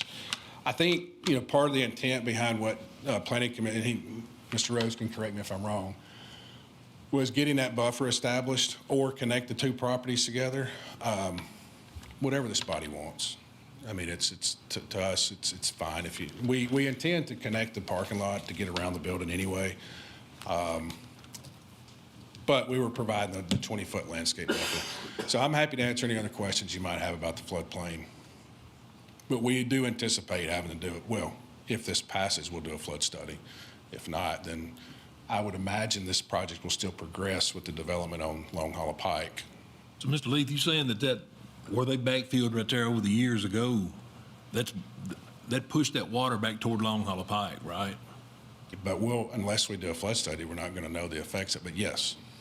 That's common sense to me that when they backfilled that down that bottom section right there, down in there, it pushed all that water back up toward the road, so that's flooding out the road. This whole area right here has been manipulated over the years, and this flood map was created before that manipulation was done. You have a problem in deferring this matter right here until we get a flood study back? I don't think, I don't. I think that, we were planning on doing a flood study anyway with the final master plan. I can defer it anyway and come back to you and tell you what my client says. I would, right now, I'll vote no because I really don't know, but I'd feel more comfortable if somebody would give us some direction in that. Well, then I can either ask for deferral until we get a flood study accomplished or decide to ask you to vote on it. My vote, I feel it would. Sure. Well, then that's what I would ask this body, is that we defer it until we can get a flood study done, or I could come back and ask you to vote on it. Motion to defer. I know, but we also override motions to approve with deferrals all the time, so that's what I was trying to figure out.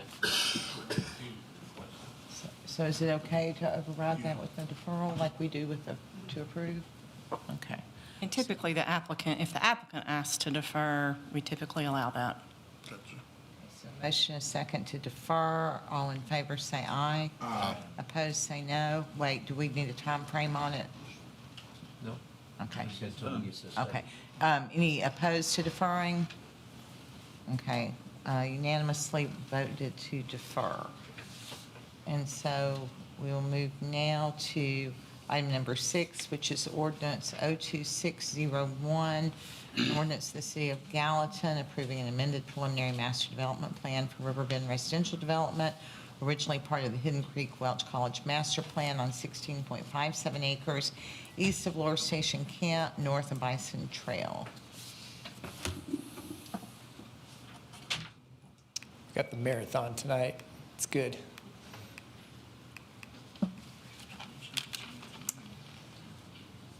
All right.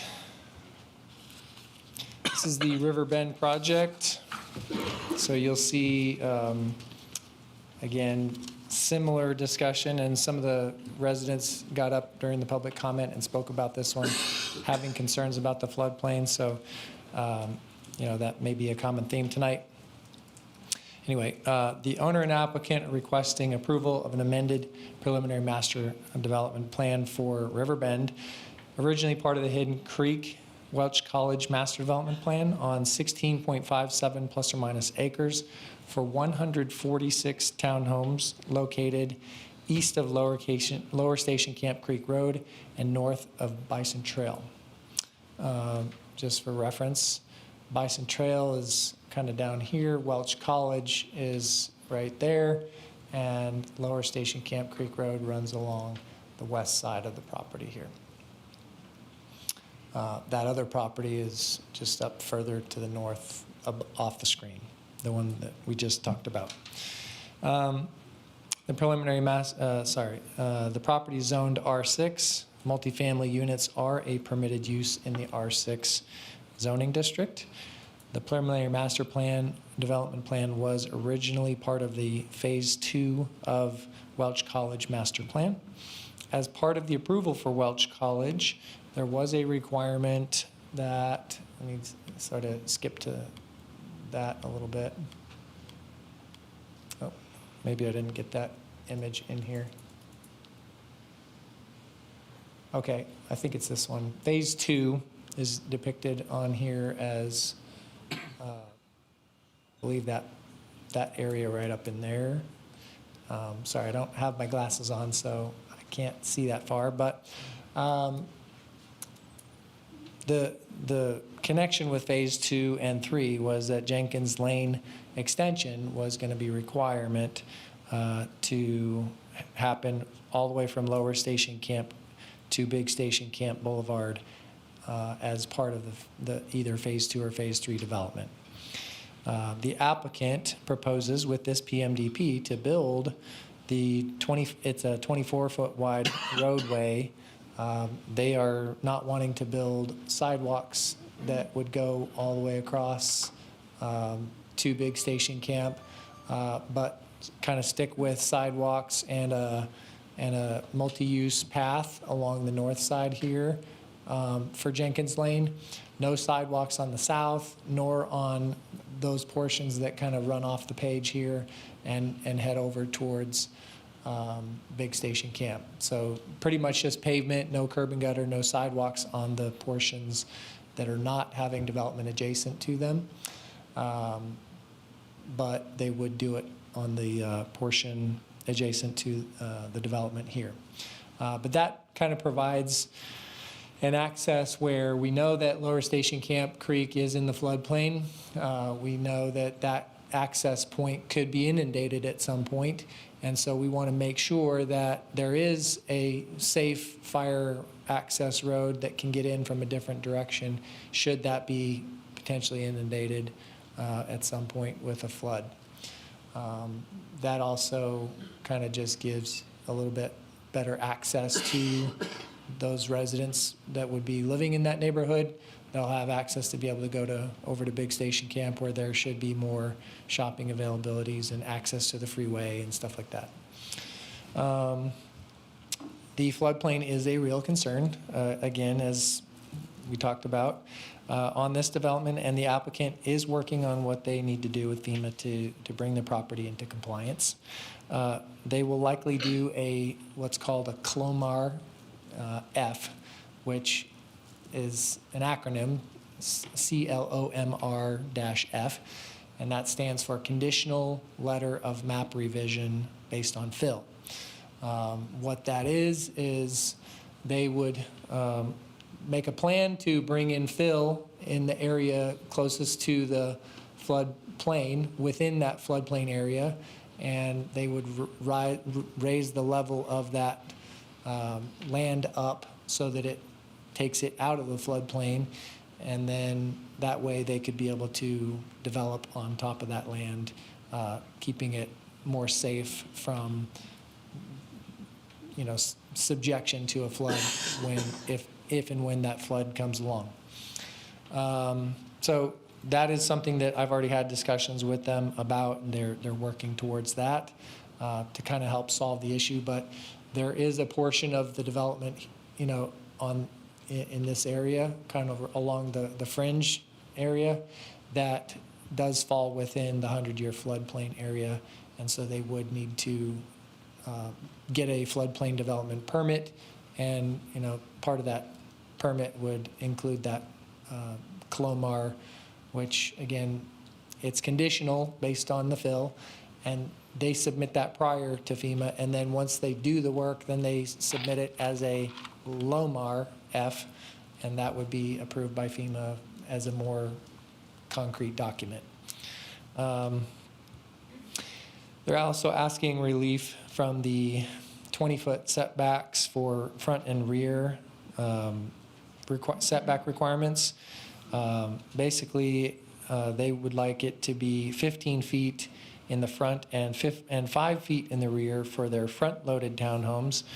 And then they are also requesting that the same setbacks be adjusted for the rear-loaded townhomes, but flip-flopped so that the rear would be 5 feet and the front would be 15 feet. In lieu of their bike lanes, again, they're going to do a shared use path on the north side of Jenkins Lane here. And that would be 8 feet wide. And then they have provided additional parking spaces over and above the requirement, which is 2 spaces per unit. The 2 spaces per unit comprises 1 space within the single-car garage and 1 space within a single-car wide driveway. And then they are providing an additional 53 spaces spread throughout the development in order to try to accommodate visitors and any sort of overflow that someone might have with vehicles and parking in that development. It's still kind of tight, especially with single-car garages and single-car driveways. So,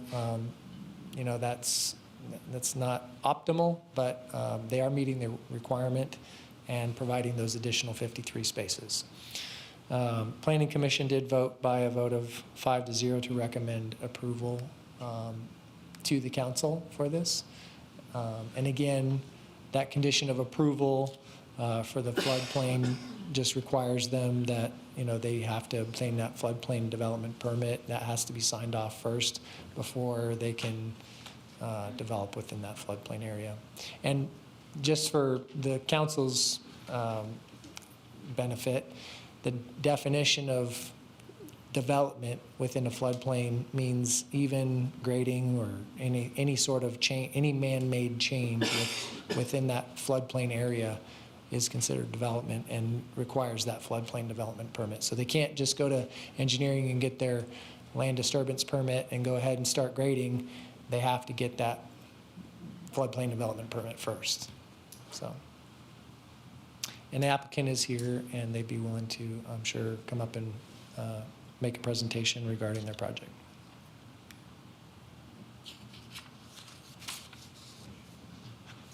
Any questions? Councilman Alexander. Thank you, Vice Mayor. So when you look at the overall layout of it, in the picture above it, I guess that's actually to the south, isn't it? The units That's Stone Creek? proposed are to the south of Stone Creek. Stone Creek is the stuff. Whatever's above it in the picture there, that's Stone Creek. And so if I'm looking at this right, people that own lots in Stone Creek will have 4 units for every one of their lots. So I don't know the count of Stone Creek or the density there, and how much open space was provided with that, but I don't. You could sort of extrapolate that, I guess, if you were looking at the size of the 4 units compared to how much fits on one single-family lot. Is that what you're kind of? Yeah, I'm looking at their lots, gauging? and I'm looking at attachment 2, Mr. Rose, on package. You may not have it, but I mean, I'm looking at their lots, and I'm seeing like 4 units. Four of their I understand there's a buffer between there, but man, that's just a lot of density next to people's homes that do not have that density. That to me bothers me, that we're not looking the same in that area. As somebody who owns an acre with townhouses that butt up next to me. One of these things is not like the other. Sesame Street taught me. Thank you. Are they going to do a flood plan on this too, kind of like the other developer? Are they required to do that? A floodplain development permit is required, yes. Councilman Javons. Thank you, sir. I agree with Councilman Alexander. Basically, again, the people who were there before are going to get their life totally changed. And if I read what was sent by the planning on the planning paper 9, say, the PMDP will be compatible with the surrounding environment and will protect the public health, safety, and welfare, and will not be injurious to other property or improvement in the area in which the property is located. So when I see 4 units on a space and there is 1 on the other side, I can't call that compatible. That's just me. Issues with the flooding, we heard the neighbor, and I think that the people we need to listen to because they live there. I don't live there. If you ask me about my property, I can tell you where every bump is and where every pot of water is going to be, and you probably don't know about it. But these people live there, so I think we're going to have an issue there. We're going to make more flooding on their property. Question about the Lomar F. You were saying they intend to bring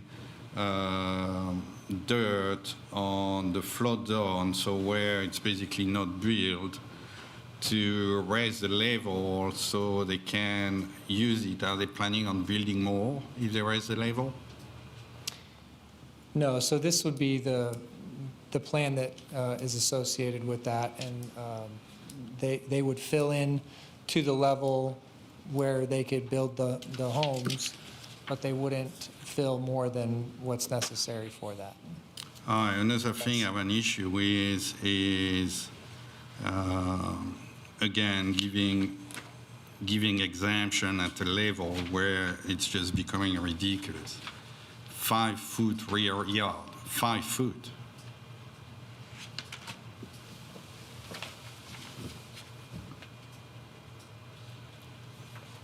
To have what? So they don't have space on the front because they're going to have a garage. The only space they're going to have is on the back. If they want to put even a table, 2 chairs, they have nothing to put that. So Essentially, those units are going to be along this open space or along other areas of open space. So the 5-foot rear yard is just to give them some space to put a couple chairs maybe, but then they would use the common green space as their rear yard essentially. And, we're trying to eliminate the need to have those lots extend fully into there so that they can provide that common open space and still keep their smaller units. And again, the same thing I've been saying for years is that what do we even bother with the zoning ordinance if we don't follow it? It's every development will show up, ask for exemption, we give them. So why don't we just get rid of zoning ordinance, and that will make everybody's life a lot easier. I had another question because I could not find any answer anywhere. When I look on the street, they say private street and PUDEA, DAE, private street and PUDAE. That would stand for Public Utility and Drainage and Access Easement. So the access easement would grant people from the public or other people to be able to drive across it. So that's the first time I see that. I always see PUD on the back or on the front, but I never see a PUD on a road. Why? It's common for private streets. Yeah. And stuff I see nowhere, and we're talking about flood zone, so I think where there is no retention pond in that development? Because of the proximity to the lower station Camp Creek, I think the engineering department typically grants a little bit of an exception because the water's going to get stored down that way anyway. So you don't need to create a separate pond to store it. You're just going to allow the water to flow, but I think they do some additional work for water quality. Nick's nodding his head saying that that's correct. So that would be the expectation, I think, for this development since it's right up against the floodplain. The cul-de-sac show 50 foot wide. You agree with that? The roundabout or whatever. I say it with a French accent because it's a French word. Sorry. Right here? Or you call that the cul-de-sac or whatever? Cul-de-sac. Yeah, we say cul-de-sac in French. Okay. That's 50 foot, and I want to make sure that I meet the fire code because that's the only turnaround we have on that development. I believe that whatever design goes along with that cul-de-sac would be formalized with the FMDP. At this point in time, I don't know that it's necessary to get into that sort of detail with it, but I'm sure whatever happens there would be fire code compliant. And my last question on what I see on the plan, looks like that plan encroached on a power line easement. Is that something was authorized or? Where are you referring to? You have a power line easement on the flood zone, who's basically go right over the cul-de-sac. Okay. I'm trying out there. And over, looks like the first first and second townhouse there. It's on the plan, so I just read what's there. We could double check that. If there are structures under an electrical easement, typically that's not allowed, but without looking at it more closely, I'd have to take a look at it first, but. Yeah, because on the plan, that shows encroachment on there, so. We can verify that. I still have an issue with the flood zone. I think we get back on the same situation that the development before. This place is already flooding. The neighbors telling us they're flooding, and we're gonna build a giant concrete pad where the water goes. So that's not gonna help the neighbors, and I can't. I have to follow what the neighbors are telling me. I can't vote for something who's gonna make the flood bigger, because even if they raise like they want to do on the flood zone, I think that's gonna be even worse, because the water is gonna have to go somewhere, and that's gonna go the other way. So I can't. I want to make a motion to deny. Sure, go ahead. With them planning near the cul-de-sac, with them planning to do filling in there, how is that going to help with the flooding? I mean, will that change the elevation and cause possible flooding? So filling in the floodplain does generally affect the floodplain to go elsewhere, the flood waters to go elsewhere, which may cause a rise on someone else's property. What our ordinance says right now is that any project that you can do that within certain limitations. You can't cause more than a 1 foot rise in flood level on someone else's in anywhere else in the city. And if you do, then that could not be permitted. But it could affect it, and I have concerns about that, because the way it's written, if somebody else says, yeah, I'm not rising the level of the flood by a foot, but then another person does that too, and another person down the line does it, all of a sudden you've got multiple properties that have not individually done it, but together done it. And so we need to be careful about how much we do allow people to bring fill in to the floodplain area. And then another question, I'm sorry. Curb and gutter, when you add that to a street that you're developing, does that help with mitigating flooding? Or could it help, or is it just It depend? can direct water flow if there's drainage system in place. That's not going to stop water from overtopping that necessarily. So it depends on how high the waters come. Invite the applicant to. Yeah, I know the applicant is here, so I'm still just answering questions as they I've come. seen them kind of standing back there, and Just go. The applicant would like to come forward. We'd like to have them present.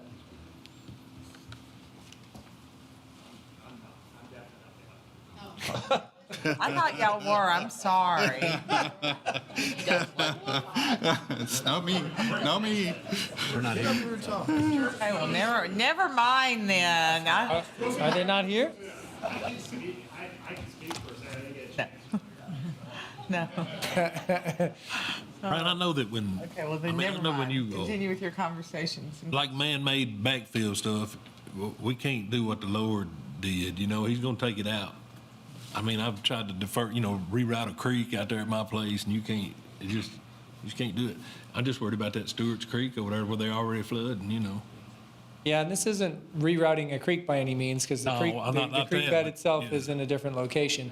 But when water overtops that creek bank and comes up into that floodplain area, that area It's gonna would push it be, it somewhere would else. displace to another area. So, yeah. You know, I know that this area is supposed to support density. However, I'm not really sold on this project. I'm not for it. Motion to deny. Motion by Councilman Shabbat, second by Councilman Jones. Discussions, questions? All in favor of denying, say aye. Aye. Opposed, say no. Okay, moving on to item 7, which is Resolution R2601-5. Mr. Rose.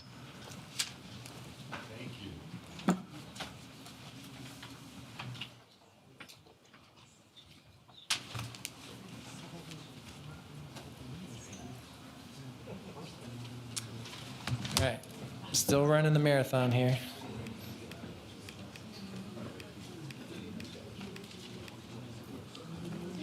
All right, I will try to be quick on this. I know we have discussed this multiple times.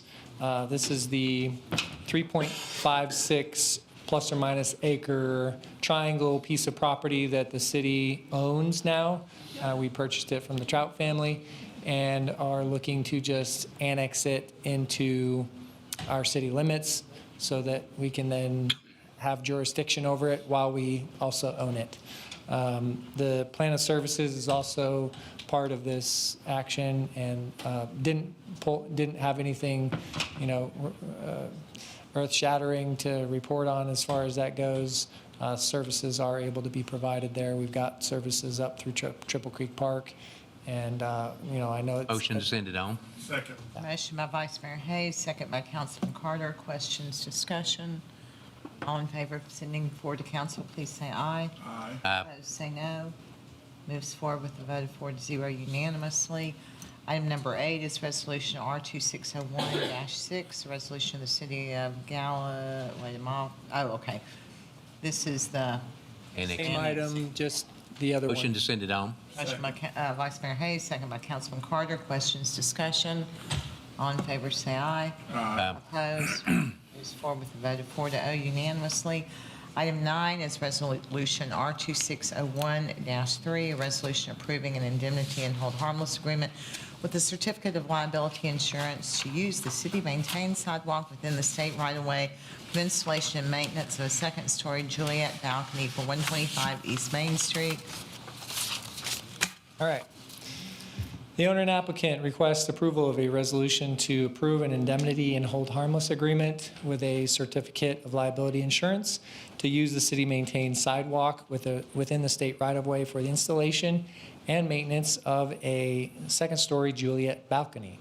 This building is known as the Schamberger Opera House. It was listed on the National Register of Historic Places as a contributing structure to the Gallatin Commercial Historic District in 1984. The building remains as a contributing structure today. Gallatin City Council also designated this property as a local historic landmark on February 4th, 1997. The current building has a small overhang above the door that juts out approximately 12 inches. The proposed Juliet balcony, as it's shown here in the picture, basically juts out an additional 6 inches, so it's 18 inches total away from the building, but that does hang over the city's sidewalk and right-of-way area, which is why they need the indemnity and hold harmless agreement. The faux balcony will be anchored to the building, so it won't even have, piers or anything really sticking out into the right-of-way for that. Staff recommends that the city approve that indemnity hold harmless agreement. Motion to send it on. Second. Motion by Vice Mayor Hayes, second by Councilman Jumats. Questions, discussion? Okay, all in favor of moving forward to council, please say aye. Aye. Opposed, say no. Moves forward, vote of 6-0 unanimously. Moving on to. Mayor Brown, can I request my other business now? Yes, So Mr. Rose I has have an something important- very, very important, and so we're going to move up his other I business have from an the end of important the family meeting. event to get to by 9 o'clock tonight, so I'm going to do what's under my other business really quick. Do you need the presentation again? No. So I would just like to first, this is discussion on the Myers Hill project. I would just like to first bring to the attention of the council that notices for public hearing had already been sent out last week when this vote was taken to postpone the project. Had already been sent out for the 20th of January. We don't feel that it's good to spend that money and then waste it, so we feel it's important to still hold that public hearing on the 20th. Doesn't affect the decision to postpone for 3 months at all, but we don't want to waste that money or have to spend it twice to renotice for another public hearing later. Just trying to be conservative with the city's funds. Secondly, though, I do wish to bring up the point of information that I'm not sure if council was aware of, but pertains to the vote to postpone the project. The vote last week was to give the applicant 3 months time to obtain approval from the county to be able to widen Hicks Lane. This is one of the conditions of approval of the project, though. Specifically, that condition reads, add the following note, Hicks Lane shall be widened to a minimum of 20 feet per fire code from the eastern edge of Myers Hill property west to Dobbins Pike. So in my opinion, if by the time they're ready to do their project, they cannot obtain approval from the county to widen Hicks Lane, then they haven't met their conditions of approval, and therefore they cannot do their project. There was no need to postpone the project for 3 months to be able to determine that, because you have that condition of approval already with the associated with the project. These types of things are often not worked out at the PMDP stage. There are things that have to be, dealt with and approved and designed, and things have to get applied for, as Pascal referred to. That they do have to go through a process and get those approvals. However, I don't believe that it was necessary to postpone the approval of the project or keep that project moving forward for that reason, because you have that condition of approval. So I believe this information in this light gives you perhaps an opportunity to reconsider your vote. I'll let you determine if you want to do that or not. But I just wanted to make sure that you kind of understood that, from my perspective, that condition of approval covers the need to do what they needed to do. So I think Mr. Rose felt like the council kind of missed that element last week, and he felt like he had not been able to point that out. And so he wanted to make sure that that was clear, because that's kind of common sense. If it's a condition of approval, it can't be done without it. And so therefore, why did the denial happen, especially when you realize you have the public hearing scheduled, and it costs a lot of money to advertise those. So. Question? If we do the public hearing, that means it's considered done when the project come back to us, or we're going to have to do another public hearing? It would be my recommendation to do a second, and that's what we had, Mr. Rose and I had discussed, that we would do a second public hearing that would follow along while the ordinance is being considered by the council.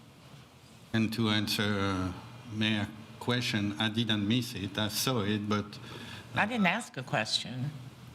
you say probably miss it. So I answer, I say, I did not miss it. I knew that was in a condition of approval, but we know that sometimes. Okay, I was explaining why he was addressing that. I'm talking, ma'am. I was talking when you interrupted me, so there. So we know sometimes staff changes or don't go as planned. We have seen that here in several developments. So thank you for. And I did reach out and talk to Toby Ellis too. I didn't get any sort of indication from talking to him that he felt that it would be a difficult thing to be able to obtain approval to, but of course, yes, there is a process to go through and get that approval.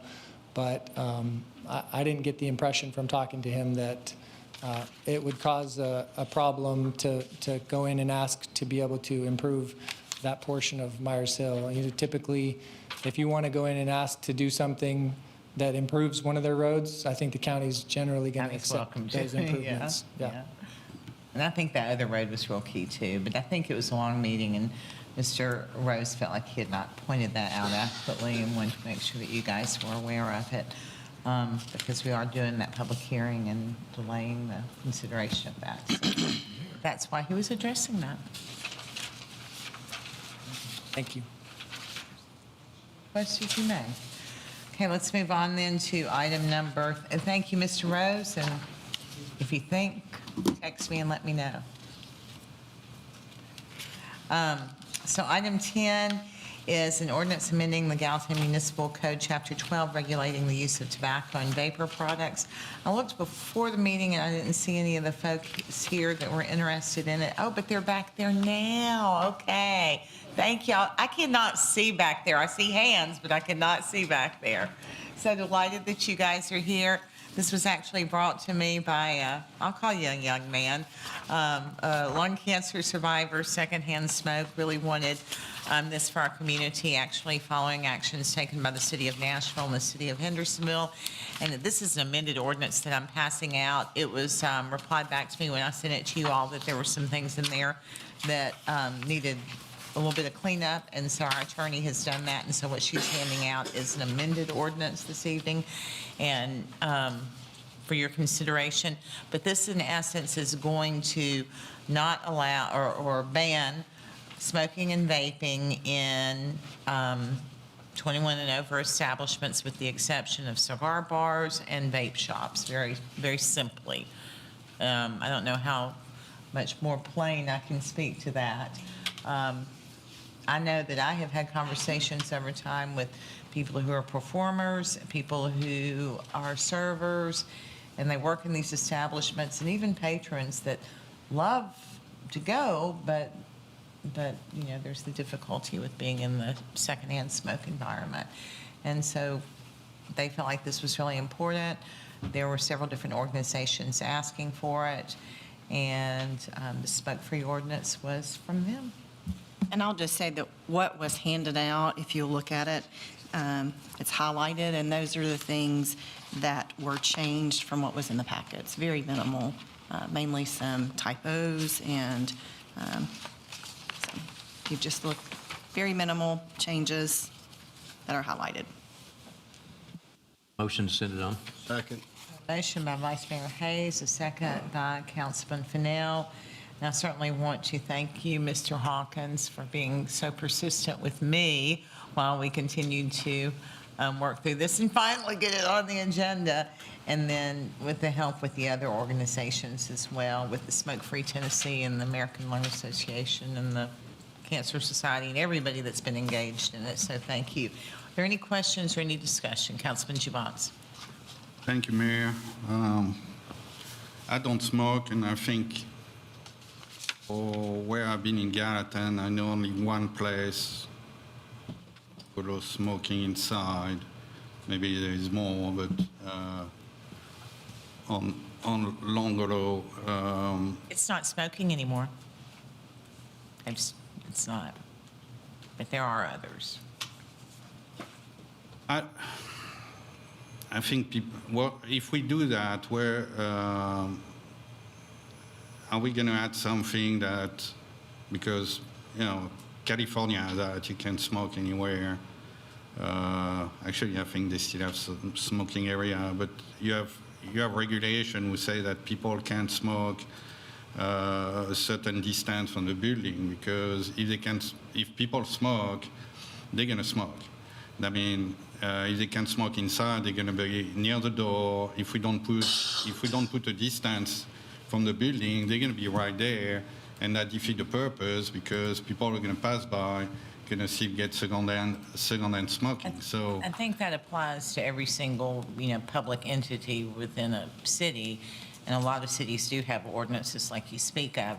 I think particularly with the venues, that what you see typically done in those places, and I see it all across the country, And in other countries that they have smoke, they actually tend to set up smoking areas where it's a place that people go and hang out and spend the, evenings. So I think they're actually more apt to create those smoking areas outside so that people aren't just hanging out at the front door.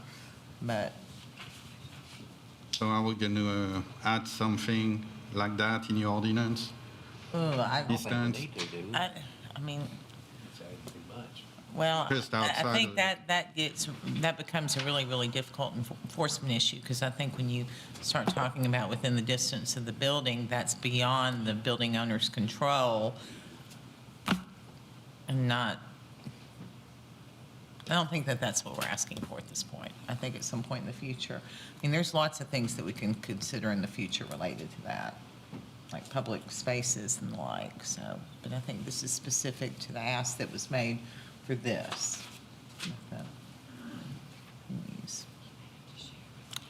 Any further questions, any discussion? All in favor of sending forward to council, please say aye. Aye. Opposed, say no. I'm going to abstain. Okay, I have one abstention, moves forward unanimously. Thank you guys so much, and thank you for hanging out this long. It's greatly appreciated. I did move it up some, but not far enough, so, but thank you, thank you.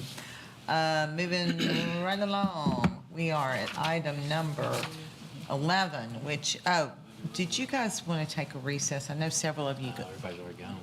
Everybody's gone, okay. Okay, item number, I need to. Somebody specifically text me and ask me for recess. A recess, like somebody text me and ask me for recess. you need to take a recess? Let's take a 10-minute recess. Oh, gee. Oh, come on. Okay, we will reconvene at 8:30.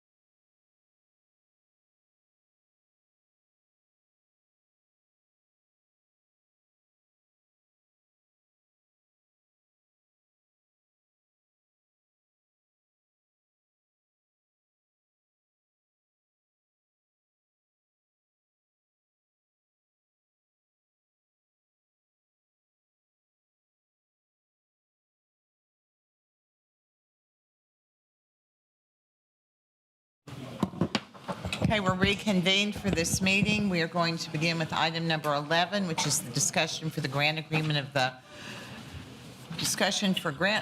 the grant agreement for West Side Markets between the city and CHM Green Gallatin LLC and Resolution R2 505-26. Ms. Hy McCauley.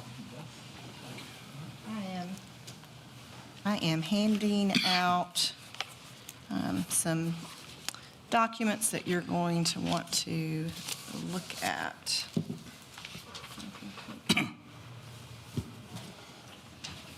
Ask Connie for that one. Sorry. There's only 3 there. We're sharing, right? Okay. Okay.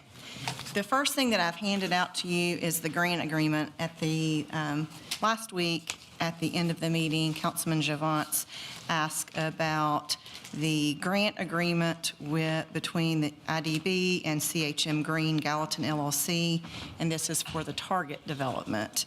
And specifically, he noted that he didn't believe that construction had begun on that project as was required by the grant agreement. And I was not prepared last week to discuss that, so I have reviewed the grant agreement. I have spoken with the representative of the developer and am ready to discuss this issue with you tonight. So in the grant agreement in section 4D, it does state in there that the developer was to execute a contract with a general contractor licensed to do business in the state of Tennessee and commence construction of the project within 120 days of the effective date, and the effective date of the agreement was May 21st, 2025. In speaking with the representative of the developer, noted that they've had some issues with getting some permits and getting there, and some issues with the Corps of Engineers and a survey that had to be done that pushed them out, where they did not even get permits until after the 120 days would have expired, and then they had to update their bids with their contractors and work with Target. So Councilman Javance had asked last week about me sending a notice of default, I believe is what he was referring to. And if you look on page 4 of what I handed out to you in default, it says there that after I would give notice of default, or the IDB, they would have 30 days to then cure. I've talked with the representative of the developer, and then they say that they're pretty much ready in the next couple of weeks to begin, they believe, to begin construction. They have a few other things to get done. So what I recommend that we do, because by the time I give notice and then they have 30 days, we're still going to be kind of stuck where we have some other issues in the grant agreement that are highlighted. So I'm recommending that we amend the grant agreement, and I'm going to pass that out to you now. And Ms. Bates and I worked with Tom Trent, who originally had, might be another one that way.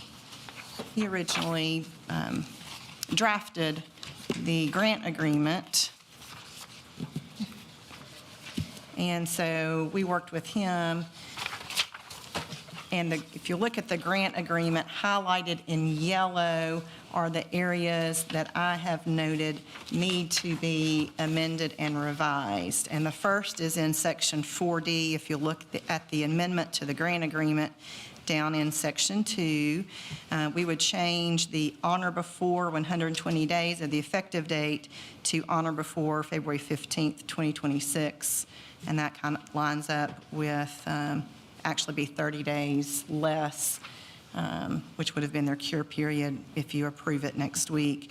And then in 4E, we would need to change the July 1, 2027 date in speaking with the representative of the developer to December 31, 2027, and that is to achieve substantial completion, which is defined in the agreement right in 4F. And then we also wanted to kind of tie up a little bit the force majeure definition in 11 and talking with Mr. Trent, because we just say right now that governmental approvals, in addition to the ones contemplated herein, can be a force majeure event, which the developer could come to us right now and say there was a force majeure event because we had a delay. And so we're going to change that to unusual delays in receiving governmental approvals, not just a governmental approval. And then in, I think it is on page, it's in section 11, I believe, which is, I believe, on page 6 of the grant agreement. No, I'm sorry, that's not it. In 5C2, which is on page 4, you'll notice that they have until, under this, the second anniversary of the effective date for the final completion of the project. And, but there's now that would be before they would, if you amend this, that would be before, that would be May of 2027. So we're going to change, should change that to say on or before 90 days following substantial completion as defined in section 4F of the grant agreement. And that ties back into the substantial completion definition anyway. And I think that is a much better amendment and a better timeline for that. They have to have substantial completion, and then later they have 90 days to complete any punch list items and different things that are outlined in the agreement. I also have a resolution that would be authorizing the mayor. It would be resolution R26017 that I'm going to hand out that would authorize the mayor to sign the grant agreement, and would authorize that you're approving the amendment to the grant agreement and authorize the mayor to sign that amendment. Do you have any questions? I know that was kind of a lot. I'm trying to do it quickly because we've been here a long time. But this would be my recommendation to cure this issue, is to go ahead and amend, because we're going to have to amend anyway. If I were to give notice and they have a cure period, we're still going to have to amend it. It's my recommendation we go ahead and do that now. Motion approved. Second. Motion by Councilman Fennell, second by Vice Mayor Hayes, opening the floor for questions and discussion. Councilman Juvant, you're recognized. Thank you, ma'am. The amendment of 5C2, where we remove the second anniversary of the effective date, and we change it by 90 days following substantial completion.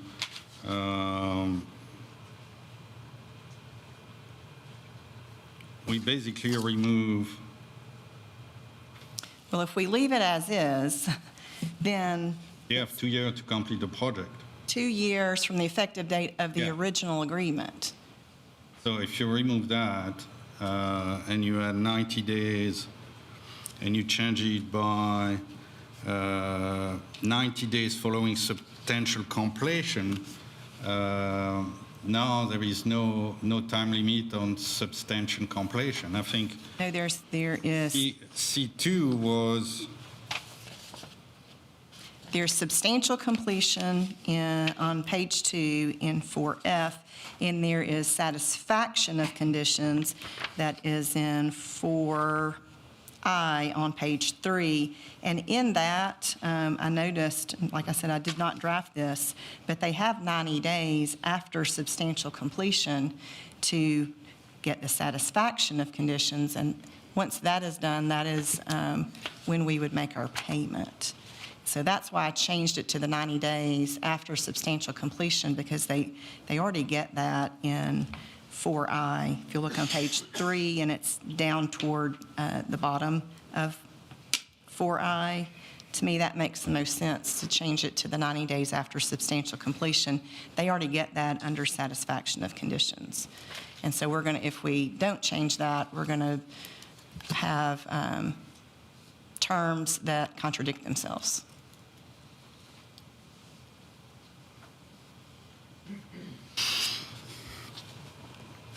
Let me read it again, because that was basically a time for them to complete the satisfaction of condition. They have So- 2 years from the effective date to basically, if we go back to satisfaction of conditions,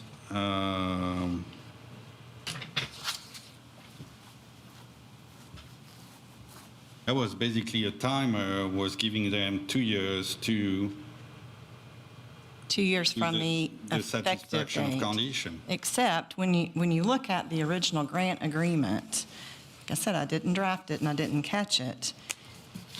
4E gives them to July 1, 2027. So that's beyond the 2-year effective date anyway, because it was May 21 of 25. So we had some issues with the grant agreement where there were some contradictory terms. This will clean all of that up. And if you look at the original resolution that the council approved, you are not, we would not give them their grant until the satisfaction of conditions.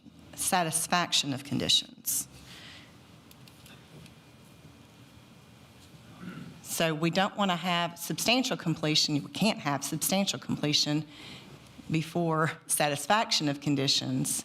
And if we don't change that, we're going to have to give them the grant money before it's substantially complete. We certainly don't want to do that. Great. Thank you for clarifying. There was something in there. When I thought about it, I kind of disagree. And if we're doing amendment, maybe it's time to do it because the condition that they provide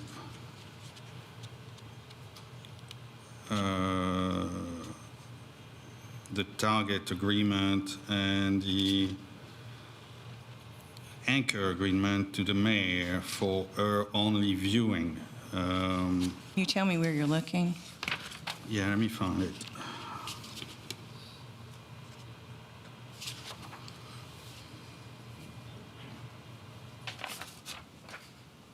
Oh, I think it's in 4B. 4B, yes. Yeah. I think we're giving taxpayer money. I think that should be transparent. If they want 1.5 million from taxpayer money, that should be. Well, if you notice, it is disclosed to the city mayor, but she cannot even retain it. There are probably confidential issues in that, and so they would show it to her. She would not even get to retain it because that can't be subject to public records request. I'm certain that's why it was done that way. I don't know, didn't draft it.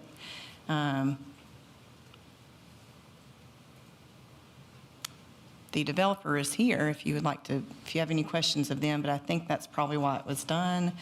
There may be confidential issues in that sale agreement. Question to Mayor Brown. Did you see anything for Target yet? No. No? That's not no way you'd ask me, because if I had, I wouldn't be able to tell you. You could tell them if you saw it, but you couldn't. You could tell them that you saw I it. haven't seen anything.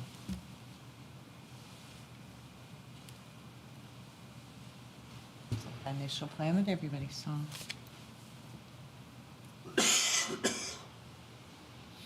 Thank you, Mayor, for that answer.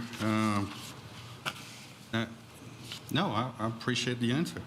I feel like you think you thought something that I don't know. I didn't even realize. No, that I'm was just, there. I appreciate- I'm just asking, reading, if you saw it, if you tell me no, that just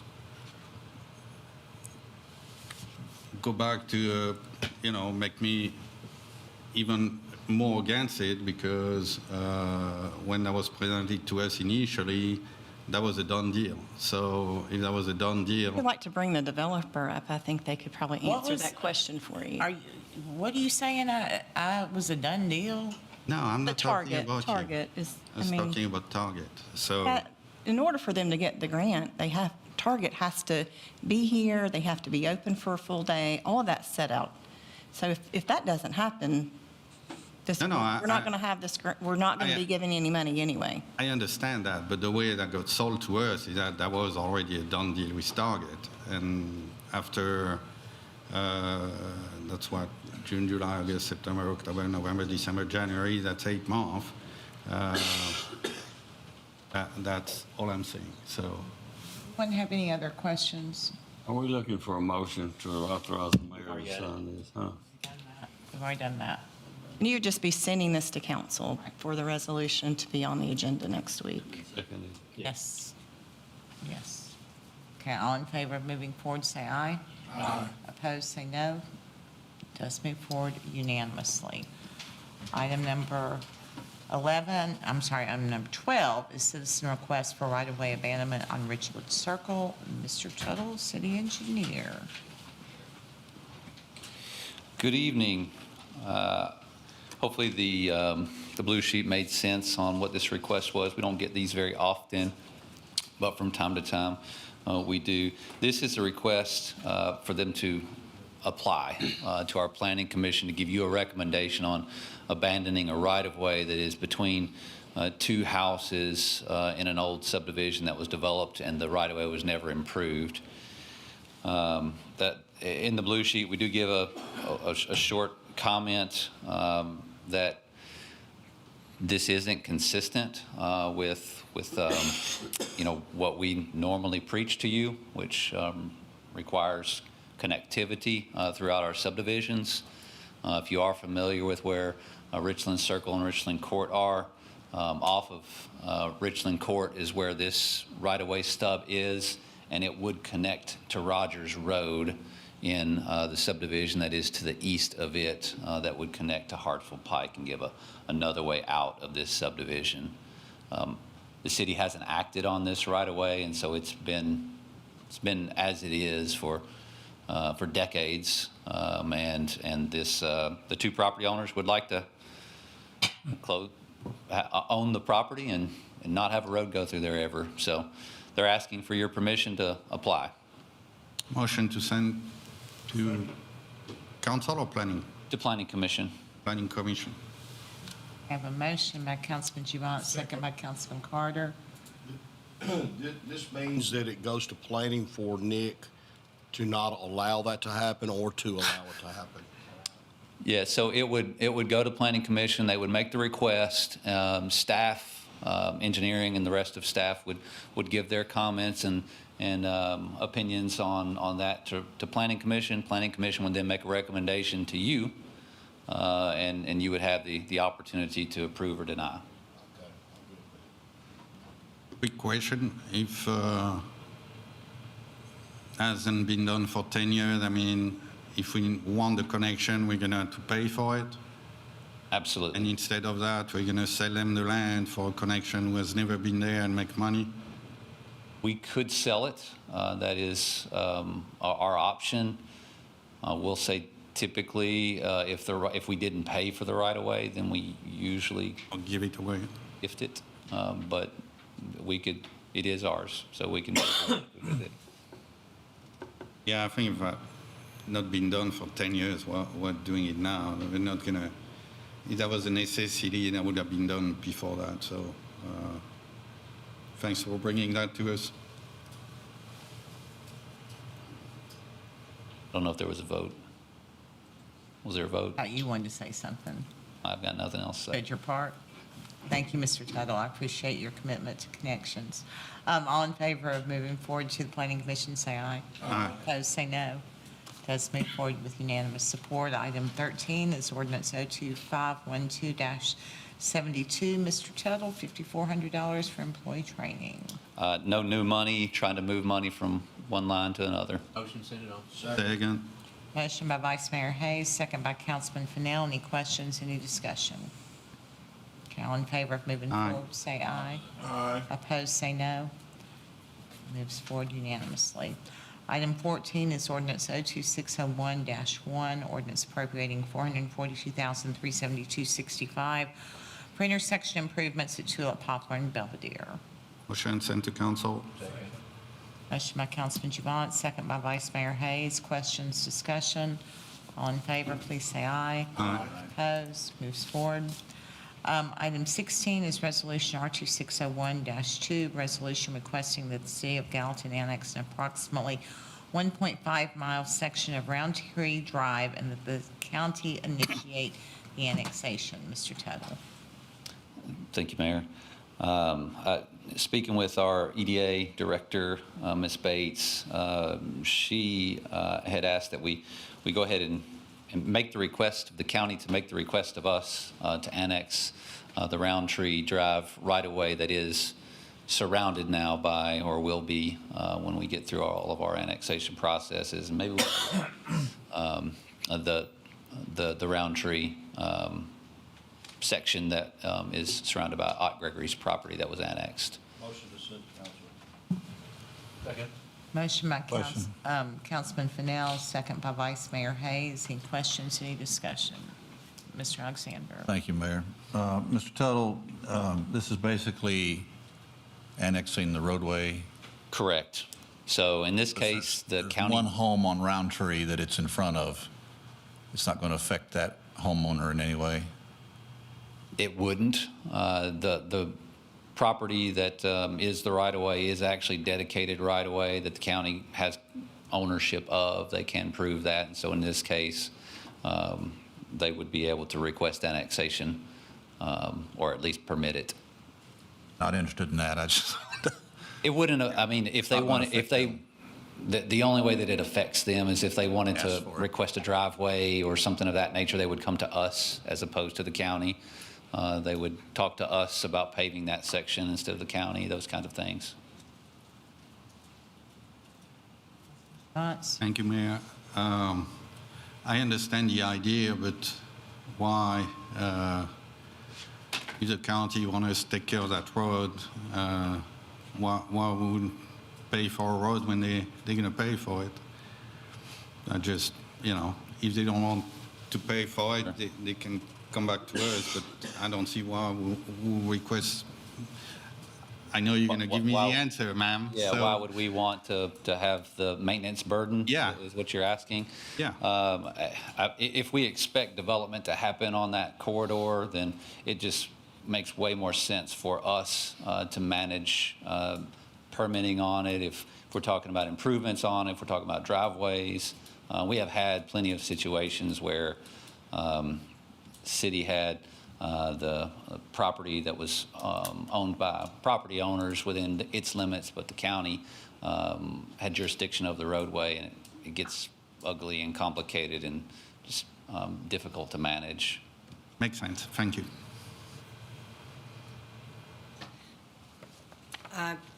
In addition to what Nick has shared with you, the industrial zoned property, and Mr. Gregory has started that process at Planning Commission to be rezoned to IR.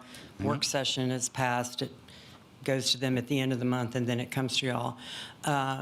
If we own Roundtree, it will make it easier for us to access state and TVA funds and assistance with installing infrastructure, and quickens that process and takes. And the county may not want to do this, so we're just asking them to please consider it, and we'll be happy to take it over so that we can kind of mitigate the traffic that might be on Roundtree once things are more developed. At that house, and like I've said before, put a cul-de-sac there so there's not a bunch of through traffic over to Brights Lane. That makes or the sense. entrance to the industrial park. Thank you, ma'am. Thank you, Nick.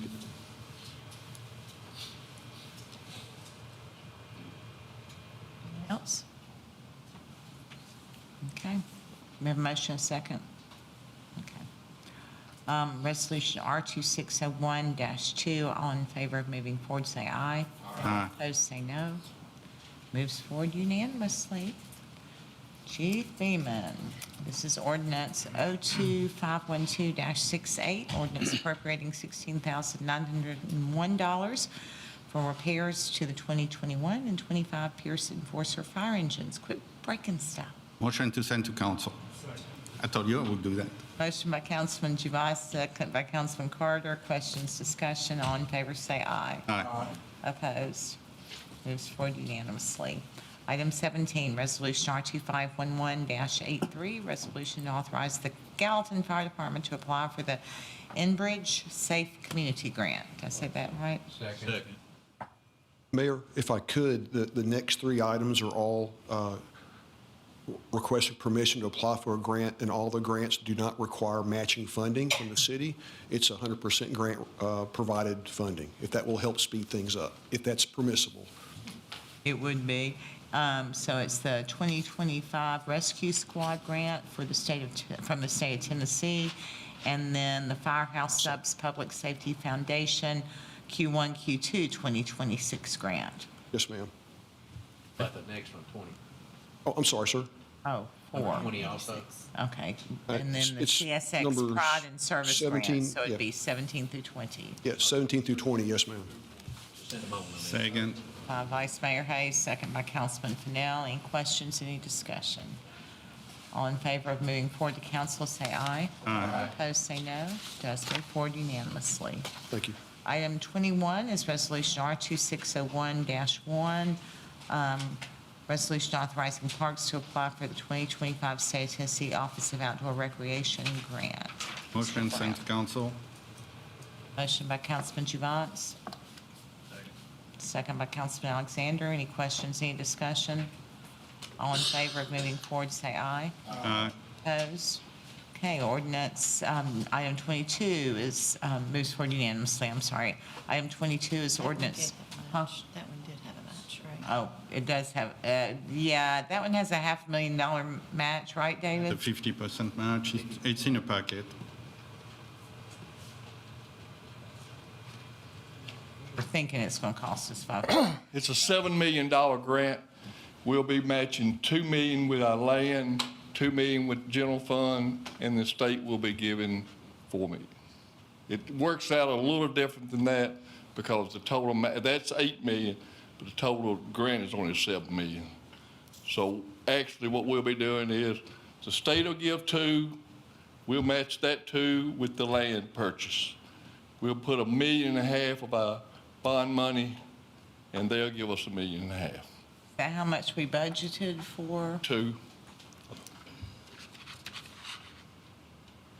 Check that in the morning, make sure we're good. Okay.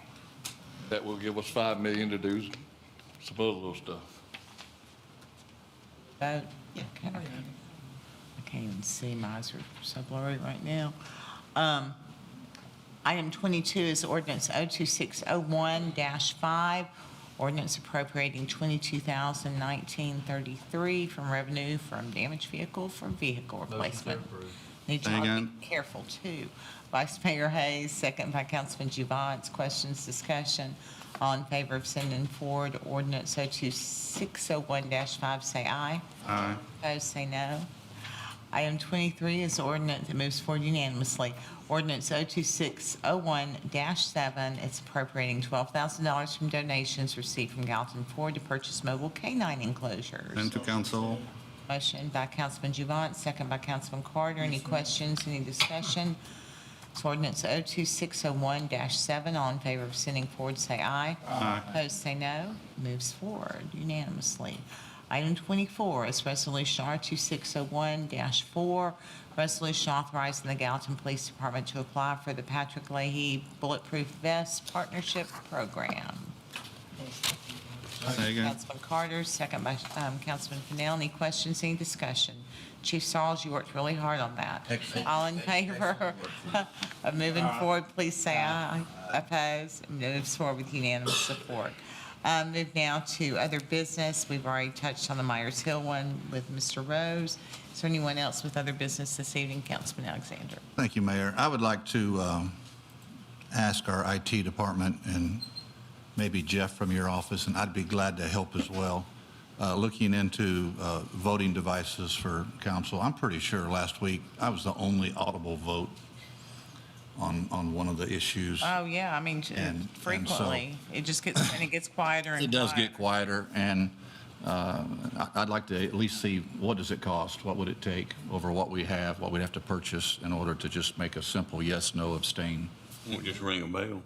Well, We've looked into it. If you'd ring it, Yeah, we've looked into it in the past. I mean, it just takes some installation and then how do you want it displayed and that sort of thing. And of course, we've just kind of been in flux, wondering what we're going to do with the future of this building. And the plan would have been, with the renovation to do that. But I don't mind them looking into that and perhaps trying to get in the budget for next year. I second that. Huh? We need to speak up. That would also help typically with putting them in queue to speak. Yes, and running a more efficient meeting, because it's very difficult to know that somebody wants to speak when you can just see like a half an inch of a pen sticking above a monitor. Anyone else? I know, exactly. Anyone else? Hey. Councilman Childs? I agree with that. I would like to, yeah, she says she can see on the outskirts, so make sure she can see better. Pronounce cul-de-sac Did you have other business? No, I was saying I agree with. Okay, anyone with other Alexander. business, Council? Paige, I just want to tell everybody that I appreciate the thoughts and prayers last week for my mom. I love all of you, and I just appreciate all of you. We love And, yeah. And for those who don't know, Councilman Jones and his brother Phil lost their mom last week. And he's here with us, but his mama had gone on to heaven, so. What I saw, they didn't lose her. They know exactly where she is. My sermon. Okay.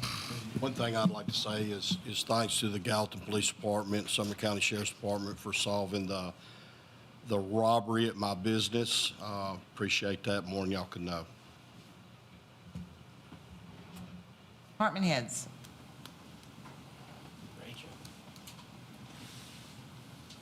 Motion to adjourn. No? She's moving from the, she's back in the cheap seats.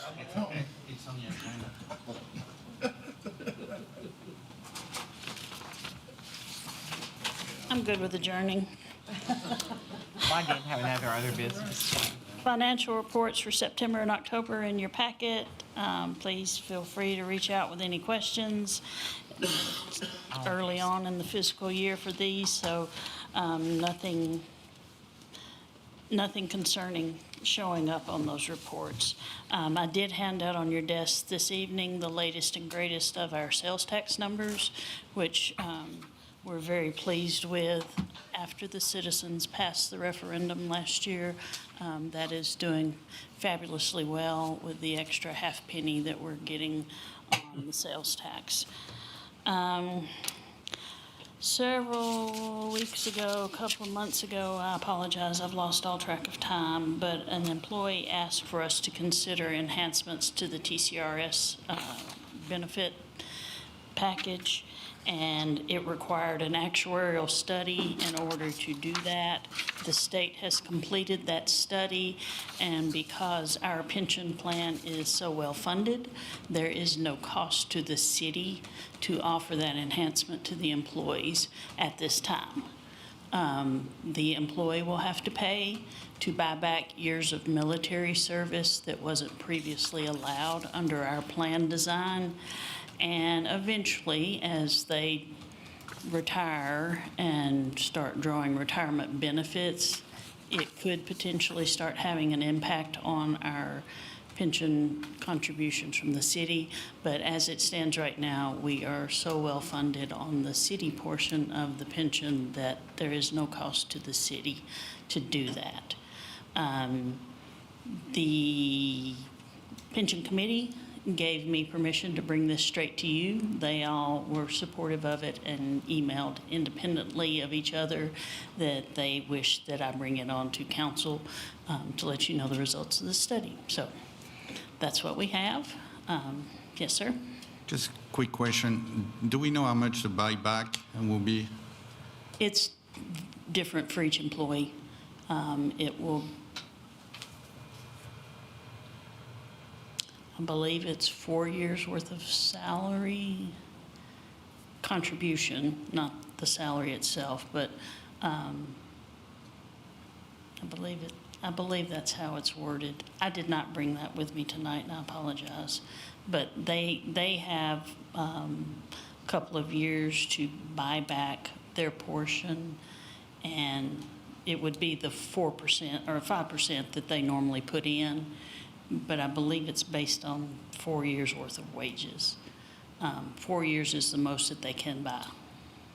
And they can't use this to count towards their vesting. They have to be vested outside of this buyback. We had about 23, 25 employees that responded that they would be interested, so we can get with them if that's what you so choose. Thank you. Thank you, ma'am. At this point, she'll have to work with that. And just real quickly, we did sell our general obligation bonds this morning. We had 14 bidders, which was outstanding. Crazy. Our municipal advisor was so excited because that is so rare to have that many. I've ever seen one. Was it you? So many participants. The winning bidder was FHN Financial Capitals, which is First Horizon conglomerate. And the winning bid was 3.501520. The high bid was only 0.2 off from that. So the 14 bids were very, very competitive. So I will have more to give you on that, but I wanted to mention that. Now we'll add again, good job, Rachel, for having the city in such good financial shape. That was a better rate than anticipated, and because of the city's strong financial standing, a lot of cities would be very envious of that. So thank you for the work that you've done to get us there. Thank you. Okay, are there any other department heads with anything? Okay, I did need to go back to one thing under other business earlier in the meeting. I had the one road closure. Rachel sent me a text and explained to me that the guy had actually, the man that was speaking earlier, Mr. Zimmerman, was talking about two different festivals. I couldn't hear him really well. But so this is actually the road closure for the second festival, which happens on September 12th of 26. So it's very similar. It's on a Saturday, 9 a.m. to 2 p.m. again is the road closure. It's public square from Water to Main and North Water from Main to Franklin. So he's got everything on here. They're on different color papers, and I thought they were coming from different entities, but they're both from him. It's just for a latter date. Motion to approve. Okay, motion. Second. Councilman Carter, second by Councilman Alexander. Questions or discussion? All right. All in favor, say aye. Aye. Opposed, say no. All right, Sean. Motion. Motion to adjourn. Motion by Councilman Fennell, second by Councilman Alexander. All in favor, say aye. Ladies and gentlemen, have a lovely night. Have a good week. Be nice to people.